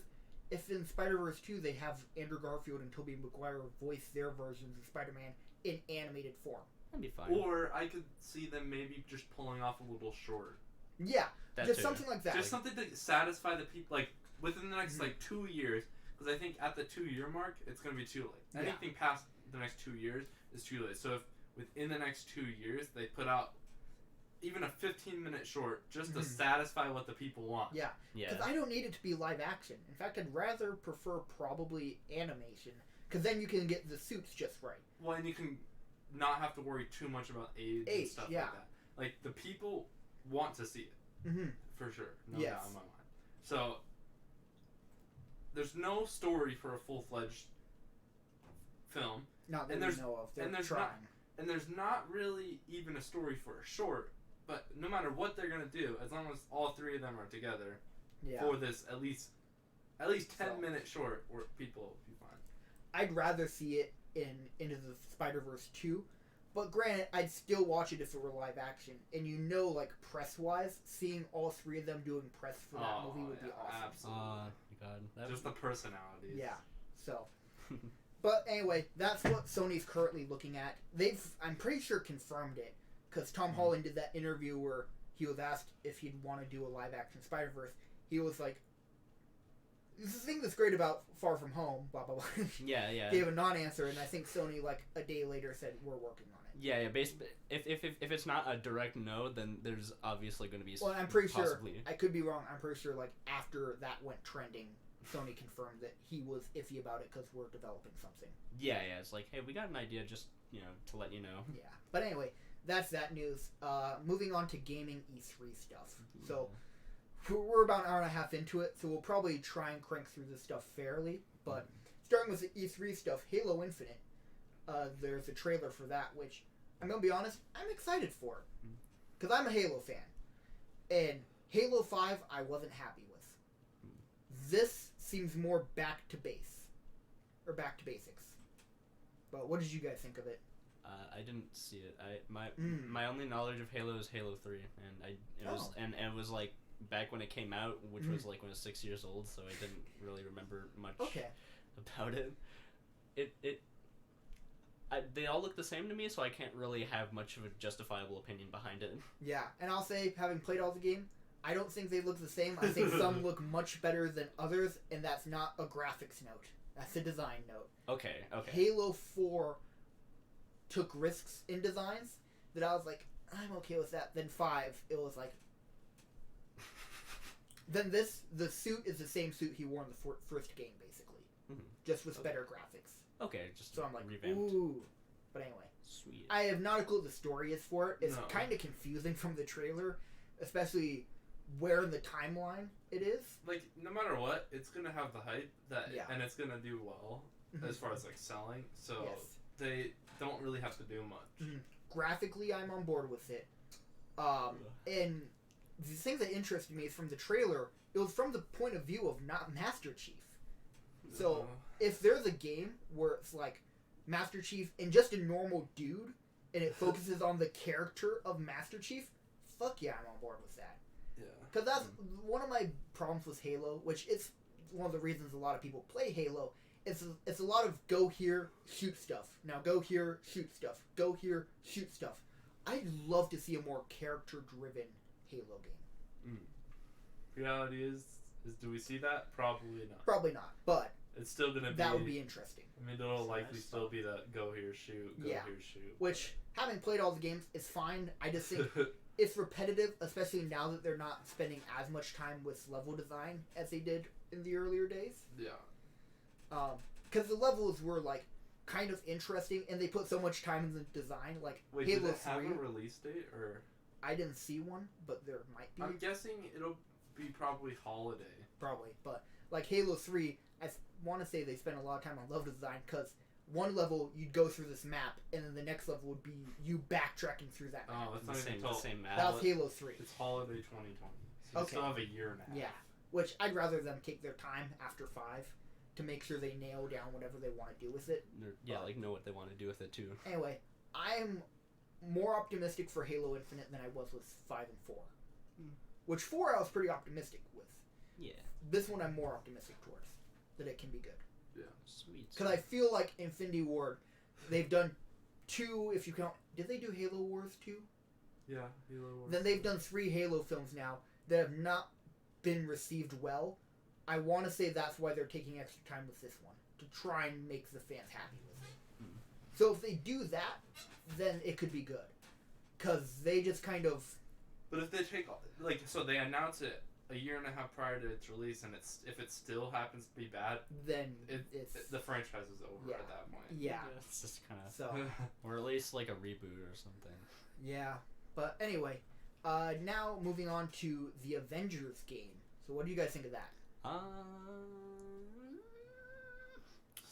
It's like from what I saw, since there's no gameplay like stuff from what I could remember, designs are a bit yikes, kind of. Captain America specifically. Yeah, that one. Even Iron Man's design. Iron Man was very comic book Iron Man. I was more okay with that. It was still a little weak though. Maybe a little. I wasn't fully sold yet. And again, it's not necessarily the final design. Yes. So I can't say. I guess and that's it's true. like it's probably more of a trailer design than anything. But I wasn't fully sold yet. Yeah. I was okay with Iron Man. I thought he looked fine. Thor, I was fine with. Hopefully he's a little bit better when the game comes out, but I didn't have any major problems. Hulk looks like Hulk. Black Widow, people are complaining about her face. I was neutral on it, because faces are hard to do, and they didn't want to make her look like Scarlett Johansson. So yeah, since they probably didn't have a license to that, her and likeness. what I'm happy this movie is doing is it's not an MCU Avengers game. It's a more comic-based original story Avengers game. So that I'm more okay with. But Cap, I just did not like his costume at all. Yeah, that was Which Cap typically has a more militarized look to him than superhero. Of course. But he was wearing a vest with a star on it. Yeah, just like a bulletproof Come on. vest. Give us something. It was that's like a Cap. middle schooler designed it. Yeah, like I wasn't More or happy less. with Cap, but yeah. Yeah. As a game overall, I think it could be good. The story I'm interested in, because basically from the trailer you kind of see like, hey, Avengers celebration thing, woohoo! Oh, shit's going down on the bridge. That would probably be the first hour or 2 of the game dealing with that. Yeah, Then you see Taskmaster and it's a reveal. Holy shit, the bridge was a diversion, and then the SHIELD helicarrier crashes with Cap on it. Part of the city gets destroyed, and they blame the Avengers for it. And then the rest of the game is 5 years later.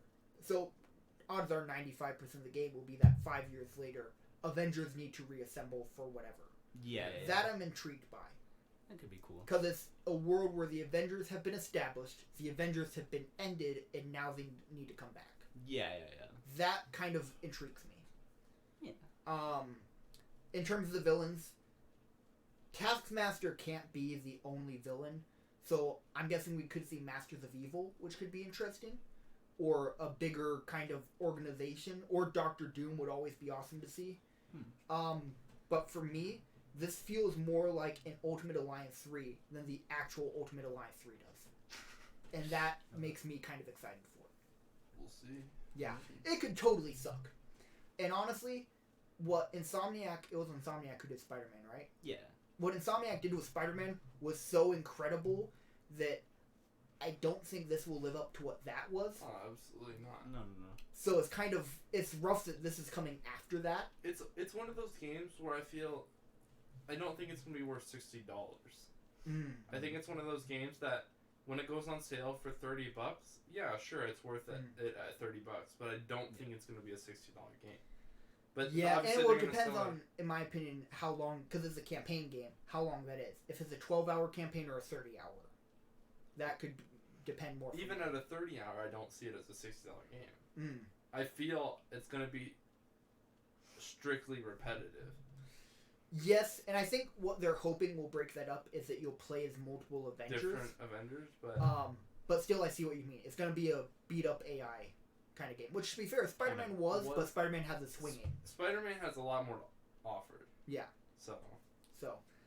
And Spider-Man's open world. This looks very linear. Yeah, this looks like, go here. Oh, you can't... You want to go into the bank? No, you can't. Yeah, which it's could still work, but it's a harder sell than Spider-Man was. Yeah, Spider-Man I saw the trailer, and I was like, okay, this I'm like, it could be good. Not that instant pre-order. Exactly. Yeah. But also, really quick before we move on, speaking of another game that has poor design, would be the two new Pokemon games. Yeah. Oh, actually, I saw that. And so basically, they had one of their tree houses right after or during E3 or whatever, and they had like gameplay of of Pokemon, and like there was one shot where there was a tree that was just floating. Yeah, and like there was reports that were saying that this was the final game. There's even like a part where like it's you were like you know how like draw distance you can't really see characters very well. There's a point where like literally a character just pops into existence, yeah, like when you walk like two extra feet. Yeah, into render frame. Like as a Pokemon fan, I'd rather them just take extra time, push the game back. Yeah.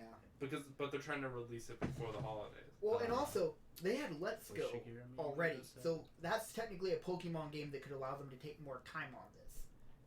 But to be fair, Let's Go, from my perspective, I'm not a huge Pokemon fan, was pretty unimpressive. Well, and it was a reboot. It was just a reboot. Yeah. Oh, that I didn't know. Yeah, okay. It was a game that already existed, and they were just doing... It was literally the same game, but with better graphics. Well, then I remember some of the gameplay with you just catch Pokemon. Was that in the original? As opposed to battle for them? I'm not 100% sure. Okay. But it's just one of the things where, especially with a brand new game, like this game coming out, I'd rather them just take the time, but they probably aren't. Yeah. That's fair. Which is a shame for such a big franchise as Pokemon. Yeah, exactly. Coming off of the success of Detective Pikachu and all of that, it is really disappointing. Yeah. But we can move on now. Alright, so the next game on here is Star Wars Jedi-Fallen Order. Now, this was on my anticipated list because it was a Star Wars game we didn't know anything about at the time. They've released a fair amount of stuff for it, and if I'm being honest, I wish I was more excited for it. It gives me a lot of Force Unleashed vibes, which is a neutral thing. It's not a good or a bad thing. It's just that it feels like from everything I've seen of it, it's like, I've seen this game. I've played this game. Yeah, like... I know this game. It's not something new. We've been here before, basically. Yeah, like the gameplay. There are some moments that seem kind of like, oh, that's interesting, but a lot of it's like, Force Unleashed, yep, I've seen this before, okay. In the cutscenes, the story's not hooking me. And I want it to hook me, but it's not. Yeah. I saw some of the footage for it, and I get what you mean. It just kind of feels like sort of generic Star Wars stuff we've already seen before, not really anything like interesting with lore or anything. Yeah, and it's nothing that I care about. Yeah. Like the characters, I see them doing things, I see them having these interactions, and of course, when you're playing a game, it can be different because you're with these characters for so long. But yeah, of course. just watching it, I'm like, I have no investment. Exactly, yeah. And I don't know. It's strange because Star Wars has such like a massive amount of lore behind it that I feel like you could have still done something like with the gameplay mechanics that you have that could have at least made it fresh. But Yeah, now looks like you have. I mean, look at the Knights of the Old Republic franchise. Exactly. Yeah. The crazy thing is that I haven't really seen much on it, but the crazy thing is no matter what it looks like, it's still gonna sell.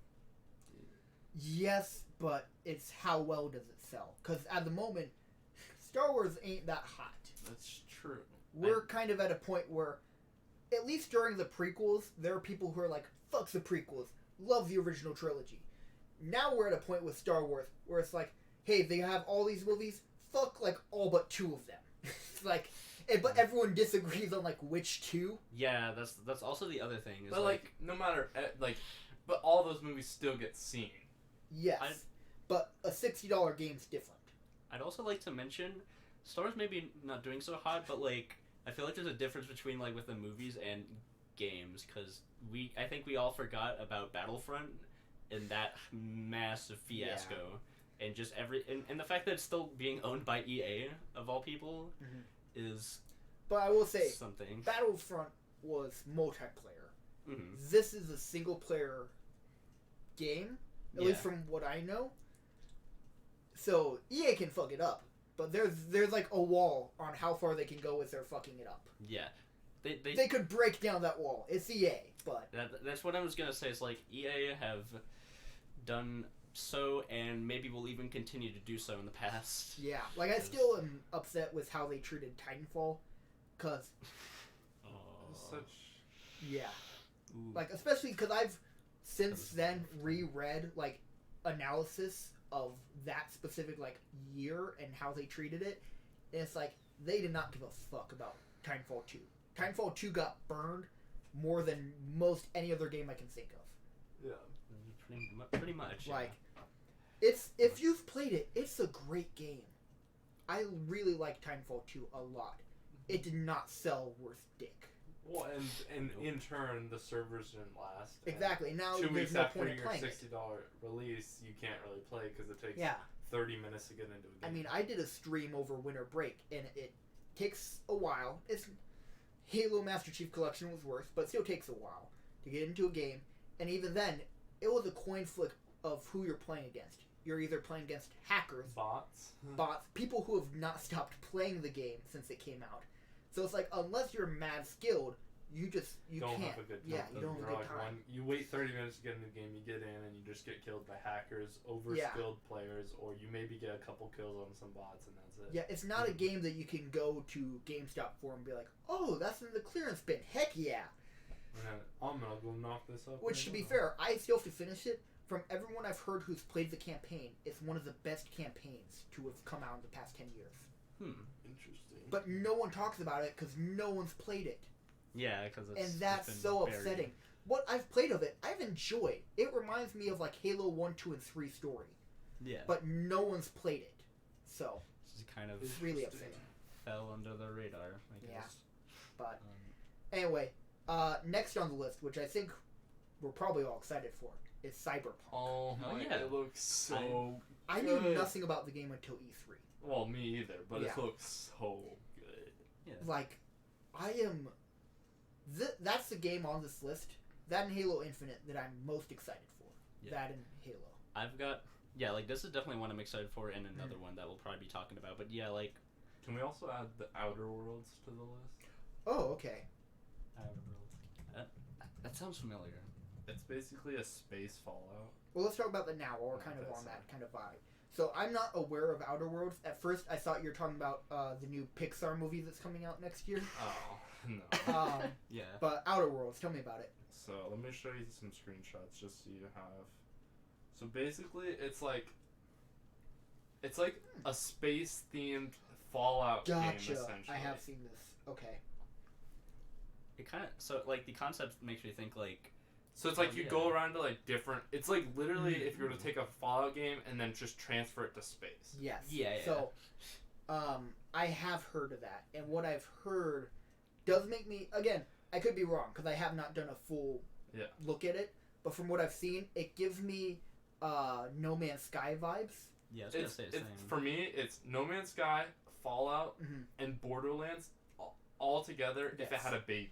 Which, if it's good, is so awesome. My only worry is beautiful. We've just got 76, and No Man's Sky was a letdown. I'm worried that what we're seeing could be overhyped, but I want it not to be. Yeah, but also, realistically, looking back at 76 trailers, it didn't look that good. It didn't look that good. You're correct. Mm-hmm. It's like visually, this game is beautiful. Yes. Yeah. So if it delivers, I think that's awesome. That actually reminds me of one other thing we forgot to add on to the E3. What is it? Death Stranding. Oh yeah. And do you have stuff to say on it? More just. I'm just like fascinated by the concept of this existing entirely, like, and everything about it. Like, I still don't even know what the story is about necessarily, or what a lot of the gameplay stuff is, but just like the amount of creativity behind it, and like the people that they have behind it, like. Something I want to say is that it had like an 8 or 10 minute launch trailer, and it really didn't give you anything at all. It really didn't. It just kind of like characters. Like, you didn't even get to the name of the game for like 6 minutes into it. Like, it was literally like clip, black screen, clip, black screen. Like, yeah, it'll be interesting to see. Yeah. But again, it's not one of those pre-orders. I don't have enough to say on that, just for that reason. Like, I've seen very little, and what I have seen has been just that. It's just I'm like seeing footage, I guess. It's one of those things where it's like, yeah, like it's at least a nice atmosphere builder, but yeah, there's not much information on what it is. I feel like though the minute it comes out and people start playing it, there's just gonna be like a laundry list of, okay, now that I actually know what happened, what the fuck, man? Because I mean, it's Hideo Kojima, so I mean, it's it's most likely gonna be that regardless of what it is. But it's just some of those strangest decisions I've seen to be put in a game, like have a cast that has a bunch of film directors as actors for some reason, like fucking Guillermo del Toro and Nicholas Winding Refn. Like, wait, Refn? Yeah, Refn is in this game. Oh my god, I knew about del Toro, but yeah, that's awesome. And then they have like it's just so weird because like they have actual actors, but then there's like film directors. But I mean, then again, Hideo Kojima made a cameo in Refn's new show, so I mean, whatever. I guess that makes sense now. But still, it's just like, again, I'll probably never play it because I don't have a PS4 or maybe the time to even play it. But I need to get a PS4. I'm just so fascinated by the fact that it exists and it's gonna be released like soon. Yeah. Side note before we get back to Cyberpunk is that I don't know if I've talked about this on podcast. I'm so disappointed in like myself as a gamer because the only game I haven't gamed at all like the past year going on 2 years because I believe it was probably 2018 I was into Destiny, and then beginning of 2019 I played a little bit of Destiny again.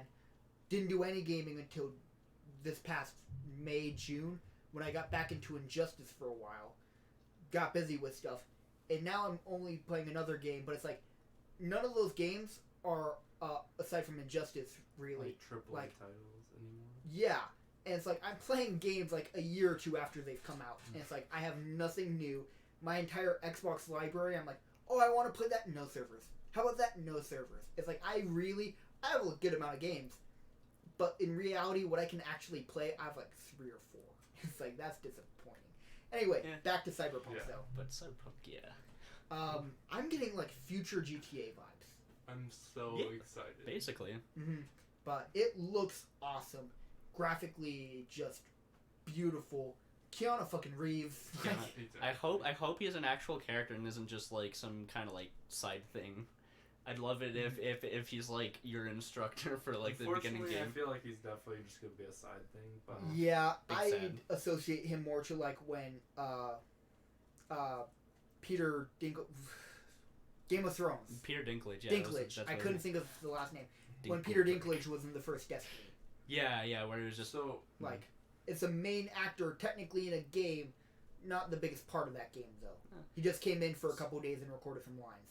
So my concern is that if if they're relying on him to hype up the game, like as good as it looks and everything, I'm just concerned because if the game was good on its own, I'm just concerned that because they wouldn't need That's him. fair. That's it's very just fair. like celebrities endorsing pop products. Yeah. I'm concerned that the game isn't. I believe that whether he was in the trailer or whatever or not, I believe that it would still look good. But I'm just concerned that they're using him as a promotion. Yes, which it seems like they are. Which you're right. That is worrisome. I'm happy that I don't really. It's cool that he's in it. I think I'd still have the same level of excitement if he wasn't. But to be fair, that's not 90% of people who saw that footage. Exactly. So that is very true. Do I feel that it is a game I could very well pre-order? Probably. It's one of the actually few games this year where I feel like I could be like, yeah, I'd pre-order that for $60. Yeah. But it's still a little bit concerning. But I'm still really excited for it. That's fair enough. Anyway, next on the list, which I didn't even know about till right before we started this podcast, is Breath of the Wild 2. Is that what it's called? That's the other thing I was excited for. There's not really. They haven't given the name. It's just basically the Breath of the Wild sequel right now. Gotcha. Yeah, that's just kind of like their working title for now, at least. So was it just like it was a logo, or it was literally just like some like smog for like 10 seconds and then coming soon. Well, there was like, some. It wasn't much. Scary Basement Adventures is what I got from it. Which, to be honest, I got Breath of the Wild. It was the Wii U version, not the Switch, because I don't have a Switch. But like I played Breath of the Wild and I absolutely love that game. And this just kind of looks like more of it, and that's not a bad thing, honestly. Yeah. Well, so same art style. Yeah. So basically, what it is the reason that they had so much DLC that they wanted to put into the Breath of the Wild that like looking at all the DLC, they're like, it's too much DLC, and they're basically turning all that DLC into a game. Yeah, that's kind of funny. Because that's pretty much what they're like. We have so much content that we could keep releasing DLCs, or we could just make a whole new game out of it. Yeah. Which, from a financial aspect, release it as a new game. Make more money. Yeah. Also, I feel like that'd be kind of fun because, like, it'll be like the first game in a while where it isn't just Ganon got resurrected again. Oh dang! It's kind of like maybe like a Majora's Mask situation where it's like something more interesting and maybe like thematically different from the rest of the Zelda franchise. Which, I mean, fucking Majora's Mask is wonderful, so I'm definitely behind that. And yeah, again, like it's the same thing, but like that thing was already really polished and like well designed, so I'm more than down for more of that. Yeah, basically. Oh, cool. If I could. Did they give any indication on a release date? Probably late 2020. I think they said it's in development. Okay, gotcha. So, okay. Whatever. Well, so next on the list, which I've seen a lot of mixed feelings about. Actually, that's probably the wrong thing. I've seen a fair amount of negative towards, but I'm kind of more optimistic for, is COD Modern Warfare. Yes. I'm on the same boat as you. Yeah, because I've not been a huge fan of some of the past games, but I love Modern Warfare, that franchise, that series. So if they're taking another whack at that, what that tells me... Well, I'm fairly certain this is a prequel. That would make the most sense. Yeah. But what that tells me is they're going back to campaign focus. Because that's what I like about the other Modern Warfare. Because if they're not focusing on the campaign, why make it Modern Warfare? Because at that point, the multiplayer is just Call of Duty, get guns, shoot people, that's multiplayer. It's the campaigns of the Modern Warfare games that always had me. And I haven't cared about a campaign for a Modern Warfare, or for a Call of Duty game since Modern Warfare. So, I would love to see a game that's... Because they just had Blackout, which was multiplayer focused. I'd love to see this one be, yes, it has multiplayer, yes, we work on the multiplayer and make it good, but the campaign is what we're selling you. Well, Will that happen? And with Modern Warfare, I want the servers to last. Like, the multiplayer servers to last. Because I really enjoyed World War II, but the servers died off so quickly. Yeah. Like, opening launch night, the servers died for one. And then second of all, they just didn't last that long. Like, I think they're dead now. Which, well, and I feel like that's unfortunately the side effect of them doing the game a year. And even Call of Duty right now, competitive Call of Duty isn't even played on it. Yeah. It's played on Black Ops 4. Which is just says something. Yeah. So I'd love this to be another one of those return to basics things where it's better graphic, revised gameplay, but it's like here's a new story for Modern Warfare and multiplayer that feels like Modern Warfare. That you can actually take you back to the 10 years ago when you would hop on with your friends and have a good. And since it's cross-platform. Oh, it is. I didn't hear, but that's awesome. Cross-platform. That's awesome. So no matter what, there's no more of those console wars or anything. And a lot of people have been talking. Who knows if it actually happens? But they want an Xbox versus PlayStation playlist. That would be kind of funny. Where you queue up a team of Xbox players, queue up a team of PlayStation, and then that would be pretty cool. That'd be cool. But this is, I mean, I was fairly excited for World War II, but this is probably the most excited I've been for a Call of Duty game in a while. That's fair. But again, that comes from a place of optimism, not what we've been shown. I mean, we just want. I mean, obviously, as soon as Call of Duty started going futuristic, it lost me.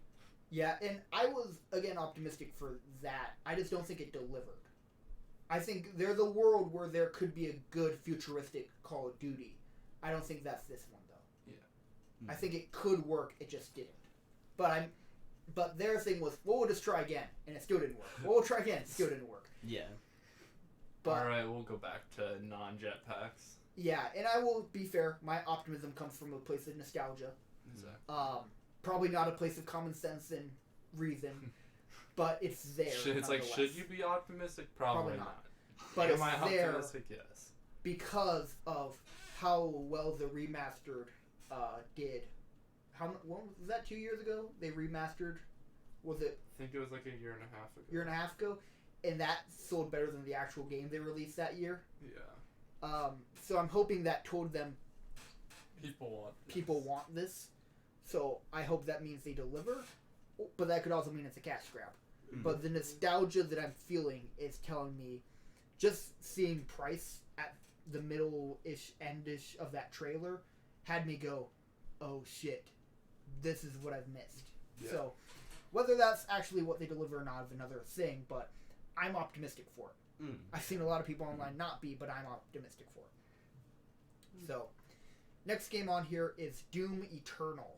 Does anyone have any feelings for Doom Eternal? I don't. I've just heard that people who have done early kind of demo playthroughs of it have said that the gameplay is just as good as the 2016 Doom. Yeah, which I liked the 2016 Doom. Yeah. I saw a fair amount of it. I played a fair amount of it, and it's one of those games where it's just fun. It really is. It's almost like that Spiderman where you have fun just swinging through the city.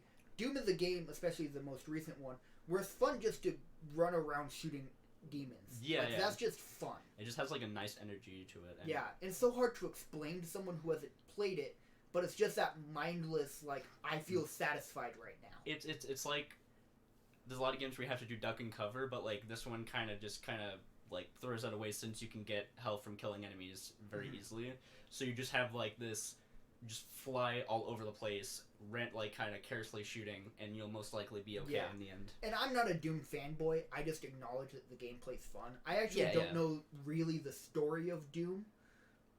It's basically just they opened up a portal to hell on Mars, and it's like, oh shit, there's a lot of demons. Well, so in that case, I do know the story of Doom. Yeah, basically, yeah. But this one, there's some kind of hell-heaven symbolism. In one of the comments I said, okay, so this new Doom is Doom guy beating the shit out of heaven and hell. Okay. Doom guy becomes God. Yeah. Which, to be honest, sure. I mean, I'd play that. Why not? But another comment I read, which is probably one of my favorite comments I've seen from anything in a while, is because I was watching the cinematic story trailer, and the guy said, it was one of those comments they release a story trailer for Doom. Trailer is 75% gameplay. Me. Sounds about right for Doom. Honestly, yeah. I mean, that's basically what the Doom game was like. It was there's a story, I don't really care enough. Yeah, it's one of those games where, at least to me, the story doesn't mean anything. It's you run around shooting demons, and every once in a while, oh shit, boss. It's literally just the story's more an excuse to have the aesthetic. Yeah, so I'm excited for it. Will I buy it? Probably not. But if you like Doom, you're gonna like this game. If you don't like Doom, you're not gonna care. That's how I feel about this. Pretty much, yeah. Alright, so that's our E3 stuff. So I'm going to kind of jump through these next couple just gaming things. But the first one is FNAF VR. So Scott Cawthon, he released a new FNAF game, which is basically all the other FNAF games in one, and it's VR. And apparently what this is it's from... I haven't played the game. Fuck that. For multiple reasons. But from what I've seen... the quote-unquote story, because there is an original story to it, despite it being all the other games combined, is that it's very much so like, we're putting the past games behind us. This is a new story going forward with the FNAF games, which I'm not a huge fan of the FNAF games, but for the people who like it, cool. They're going to have a horror boner from this. Yeah. That's fair. I'm glad that they're embracing VR, because it always felt like FNAF was VR, even when you're not playing it in VR. I mean, it's basically a first-person perspective. First-person's perspective of you not moving. That's VR. Basically, yeah. You just have your controllers and you do shit. It seems like no dub VR. So, I don't have a whole lot of strong opinions for this game other than, sure, makes sense. Like, I don't think I've been surprised, really, by all the stuff I've heard about it. It's like, it's all the other games combined in VR. Okay, makes sense. It has a new story that's very lore-focused. Okay, what else is new? Mm-hmm. You know? So, for the people who like FNAF, sure, get this game if you also have the $1,000 for a VR setup. Yeah, that too. Also, FNAF came out like 3 years ago now. And they have like 20 games for it. Not 20, that's an exaggeration. But they have a fuck ton of games for a game that came out 3 years ago. 3 years ago. Yeah. And is Raimi still working on a FNAF movie? Sam Raimi? No, it's someone else. Oh, okay. I know it's a Blumhouse film, I think, that it is. Because I feel like they're kind of past the envelope for that. Kind of like the Slenderman situation. Yeah. I'd still like to see it get made just so we can have that... Wait, what the fuck? For real? Okay, it's directed by Chris Columbus, the guy who made Home Alone. Oh. And also Pixels, but, you know. That's what it was, Pixels guy. Okay. What's Sam Raimi Brent. working on then? Because I saw he was working on something interesting. I don't think he is. Fair enough. Okay. It's been 2013 was his last film, and I haven't heard anything since. Yeah. But anyway, so that's FNAF. The next game is Layers of Fear 2. Came out. I've been kind of watching it to see if it was worth a Freaky Friday. I don't think it is. Because there's nothing that it really brings to the table that wasn't in the first Layers of Fear. Mm-hmm. And the new thing is like, oh, but they're on a boat. The only thing that really does is every once in a while, your camera just kind of shakes. Because you're on water. If we do a Freaky Friday of it somehow, I want the entire soundtrack to just be, I'm on a boat. Yeah, and in terms of story, I'm maybe, from what I've watched, an hour or two into it, I still have not a clue what it is. It's, you're an actor who's alone on the boat. Nobody else is on the boat. There are mannequins everywhere, which that's the only thing that I'm like, that's kind of cool. Because they're mannequins, and when you turn around and look back, they're somewhere else. Oh, okay. That's actually pretty good. Yeah, that's like the only mechanic where I'm like, that's kind of cool. I haven't seen them do much, aside from, I think supposedly, spoiler alert if you care about a minor detail of Layers of Fear 2, the mannequins are filled with corpses. Oh. Because you see skinned people, as in skin with nothing inside of it. Yeah, and then the mannequins are moving around, so where I'm at, it's like, oh, are the mannequins filled with human bodies and they're haunted? Yeah. But the other story is that you're hearing the voices of two children who once lived on the boat. Okay. And some shit went down there. Like, I personally don't care for the game. It doesn't really do much that the first Layers of Fear didn't do. And the first Layers of Fear was walk around, do stuff. To be honest, and every once in a while there's a scare. Alright. Honestly, those concepts, like at least the visual ideas that you're telling me, because I haven't really seen the trailer, they seem much more interesting than the first one, because I actually did play the first one with a friend like a while back when it was like first big. I played it and it's like, oh, okay, I guess. Yeah. Well, to be fair though, one of the other problems that I have with Layers of Fear, because when you're playing it, because I live streamed the vast majority of that. Yeah, I remember seeing that. And too. it's pretty much you walk around, do shit. Every once in a while, there's a scare. If you combined all those scares into a game half the length, that could be enjoyable. But there's so much downtime of you just walking around. Yeah, and like there's a story, but it's kind of just not really. And what I'm telling you again is over the course of maybe 2 hours. 2 hours of footage of gameplay, yeah, to get to that. Mm. So again, there's cool stuff there. Yeah. But I don't know. It's like Outlast, for example. You're walking around doing shit, but there's that constant tension of like there's people around in gameplay. And the tension from Layers of Fear is when is the next jump scare coming? Yeah, like that's the tension. It just comes artificially, and it's not from like, oh, like I can do something to prevent this or possibly activate it. It's just kind of. So I think it'll happen. If I had to hope for something out of Layers of Fear 2, it would be less of the bad stuff with the first Layers of Fear and more scares. I don't think there's any more scares than the second one. Maybe. The same amount of stuff happens, it's just you're in a new setting and the scares are different. Yeah. Which for me isn't enough to warrant buying it. Yeah, just play the first Layers of Fear and be like, oh, but that was a mannequin in the second one. Oh, I'm just going to pretend it was. Yeah, so, I don't know, maybe there are people who really enjoy it. If so, power to you. And again, I haven't played the game, so... Yeah, like it's... I'm not an authority on it. I'm just not excited enough to buy it. Yeah, like purchase it full price. To be fair, I didn't buy the first one full price either. I got it for like a sale. Oh yeah, was it the summer Steam sale probably? It was on Xbox, so it was an Xbox sale. But yeah. Anyway, enough. And then the last thing, which Dylan, you'll probably have something to say about, is the out of nowhere, which isn't really out of nowhere you dig into it, but apparently out of nowhere, return and resurgence of Minecraft that's been happening. It's really bizarre because it kind of has come from nowhere, but I think it's come from the whole stretch of what new games have been coming out, the Battle Royale stuff and all that, and then there's been enough time for there to become a nostalgia for Minecraft. Well, it's just that Minecraft was just way ahead of its time. Yeah.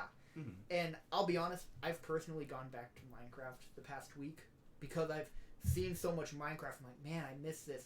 And yes, I did not stream it because I wanted to play it off stream because that's a totally different experience than when you're playing it for yourself. Like, again, if just launching up with your friends. I could have worked on Transcrafters this week, but instead I just played Minecraft off stream.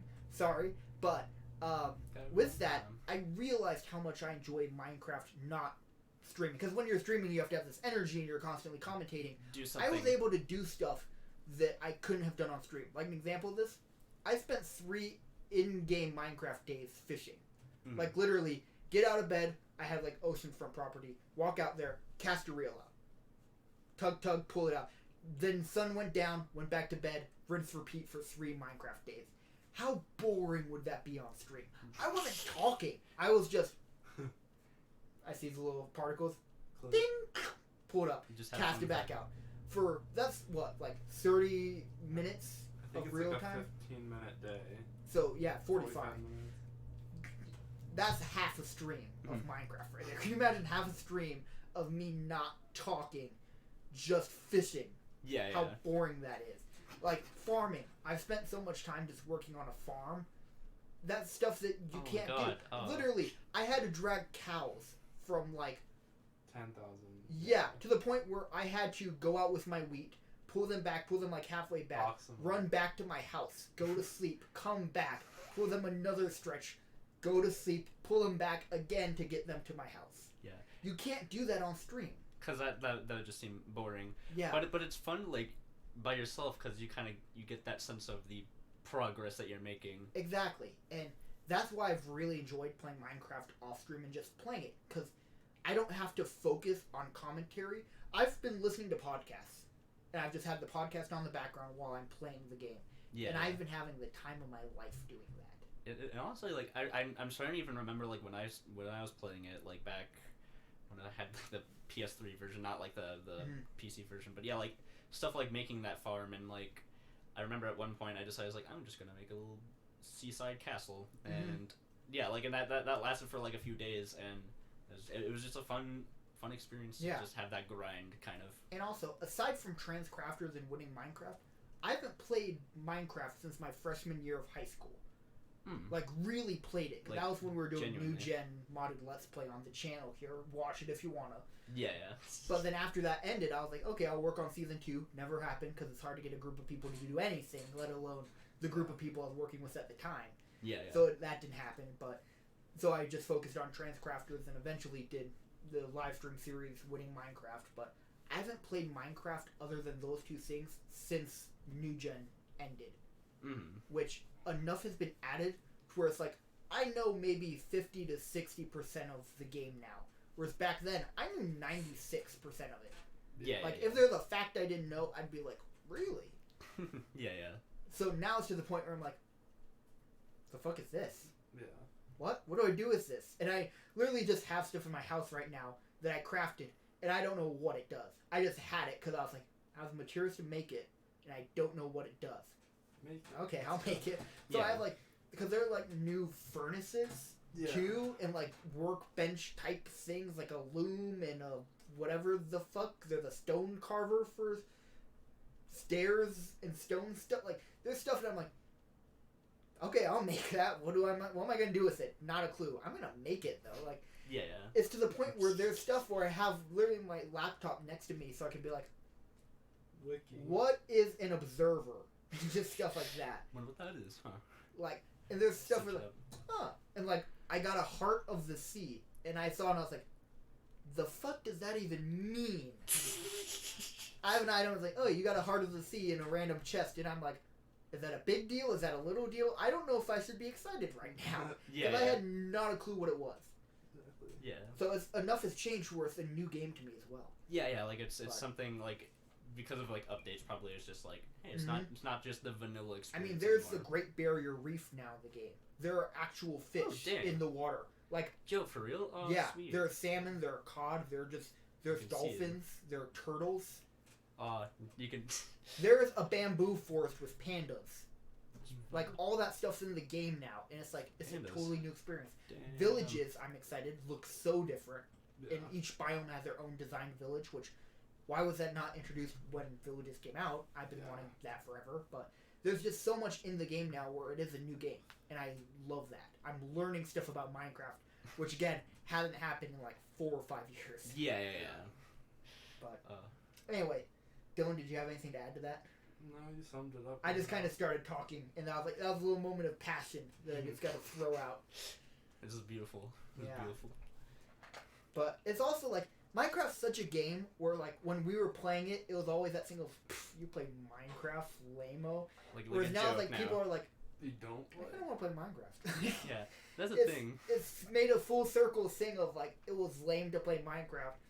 And now, like, people I know on Twitter are like, hey, should I play Minecraft? I've never played Minecraft. Should I play Minecraft? I've actually had the same thing happen. That's really funny you mentioned that. Mm-hmm. I had like a couple of people who I wouldn't have expected to be, into something like that. They're like, I actually thoroughly like enjoy that experience. Mm-hmm. And yeah, like the more I think about it, it's just more like the memes and kind of the culture surrounding it that made it like lame. And Yeah. it's more like the game itself though, like as its own experience, is such kind of weirdly therapeutic.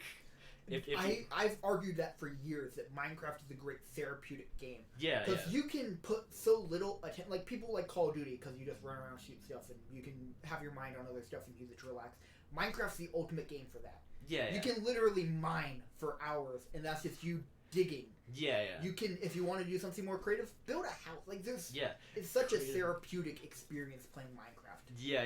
Like it's weird because one time I tried the hard mode that's basically like you only get like one life. Hardcore mode. And I was thinking like, oh, this is gonna be the most intense experience of my life. But like, I found a way to go around it, and it's just like nice. It was like, I avoided all that like trouble with like nighttime and such. And yeah, like after a while, it's just like I just lulled into it like a nice little blanket. Yeah. And like the current thing I'm doing in my world, which again I could never do on stream, is I'm trying to get bookshelves so I can enchant a diamond sword. Mm-hmm. But with that, I have a cow farm. It's a shitty cow farm. So literally what I'm doing is I'm breeding cows, making them mate, have a baby, literally just waiting. I'm standing there watching my cows grow older, have them mate again, and make new babies so I can have leather. It's like I've been doing that for the past like 2 hours in that game of real life time Actual to get lifetime. leather. It's like, could you imagine a stream of a guy doing that? It would be the most stupid, boring thing ever. I'd have to do that off stream. It's like, unless if you have like the best like commentary skills in the world, that'd be hard to do. And it's like, it's even this thing where like, even though I'm not on stream, I'm like, I should be doing something else as well though, right? To be more productive. But I'm not. I'm just watching the cows, literally watching them grow in front of my eyes and being like, now you fuck that one. That one next. Get on the next one. And then after I have like 15, kill all but 2, and you repeat the process. It's not an efficient way of doing that. I acknowledge that. But I don't have to be efficient because I'm not streaming it. Yeah. And you don't have to have everyone in chat be like, you fucking monster. Yeah. And then like chickens too. I have a similar thing where, because the chicken pen's right next to the cow pen, where literally I see the chickens lay eggs. Literally, it's to the point where I'll see one chicken lay one egg, and I'm like, oh shit, and I hop in the pen. And then I have a second chicken farm that's just for eggs, where they're all in a tube that goes to a hopper. So I'm literally populating that off of eggs. So I'm literally watching eggs drop and cows grow up for the past 2 hours. Damn. That could never happen on a live stream. It's the pure experience. Yeah. But anyway, Pure. that's just my little passion rant about, like, a game that I used to play literally exclusively and non-stop on this channel even. Yeah, like it's what's built this channel, basically. Yeah, it was every day a Minecraft video for 2 years, maybe. Yeah. Granted, back then, it was literally 10 minutes of me. You would see me go start record, play Minecraft for 10 minutes, just doing whatever the fuck. Then you see me move my cursor up and hit stop record. So every day is really kind of like an exaggeration. Like, I did do that every day, but in one day I'd make like 6 of those in an hour. So yeah, basically. Well, and that was when life was a lot more simpler. Yeah, those wouldn't be edited either. That would be the recording. God, that's true. I'd have the same thumbnail for every episode. It's like, we just change the number on it. Yeah, I changed the number. That's how we had 50 episodes of that original Minecraft series. Those were better times. Yeah. Well, no, they weren't. But yeah, not really. They feel like they were at least. Anyway, so it's nice to play Minecraft though in that similar, like, low-key experience they did back then. Because I commentated, sure. My commentary wasn't amazing, and really, if you look at my gameplay, it's nothing. Again, an episode of farming would be 10 minutes of me planting seeds. Yeah. This is. Sure, I talk while doing that and try and be funny every once in a while, but it's literally the gameplay's me going, one there, another there, add some more. Oh, fuck that up. Okay, do that. Oh god, so it's nice to be able to do that again. Yeah, and then just and actually genuinely enjoy your experience while making it. Because that just hasn't happened in the longest time. Like, it's also been just kind of this going back to the therapeutics thing of me being like, I haven't enjoyed playing video games in a while. Yeah. Like, just because I haven't had this kind of experience doing it. So it was really nice to be able to just do that. Yeah, definitely. I feel like I've kind of had a similar experience kind of like that in regards to film, so I can definitely relate to that sort of experience. Yeah. Anyway, you guys have anything to add to anything we've talked about? No, not really. I just, it's just funny to see it get a resurgence, but I think that's kind of shows the staying power that it has. It's like its own little thing. I mean, what was it? 30 billion? I don't know. It's made a fuck ton of money. I mean, of course, yeah. As in, like, the billions of money. Yeah. So, yeah, it's a more user-friendly Skyrim, basically, where it gets kind of remade and re-released every once in a while. Can you guys read that last question there? I don't have that on my end. You mean with Keshawn Jones? Yeah. It just says my bad. I meant to say hi, not Oh, okay. Yeah, well, hello. Nice to see you. Yeah, all I have is that initial IH1. So, sorry. Yeah. But anyway, yes, hello, welcome. But anyway, that's all I have then for this episode of the J4U podcast. Thank you guys. We had a lot to talk about, and it shows by this 2.5-hour podcast. So thank you guys. I didn't even realize that. Holy shit. It went by faster than I thought it would. But we had a lot to talk about. So anyway, got a lot of ground to cover. Thank you guys for watching. Please like, favorite, comment, and subscribe. Share this video with all your friends. If you made it this far on the VOD, I'm impressed, but still that like would be appreciated. And we'll see you guys on the next episode of the J4U podcast and whatever we do next. And in case you didn't make it out this long for this one comment, yes, I'm gonna get back to working on Transcrafters next week.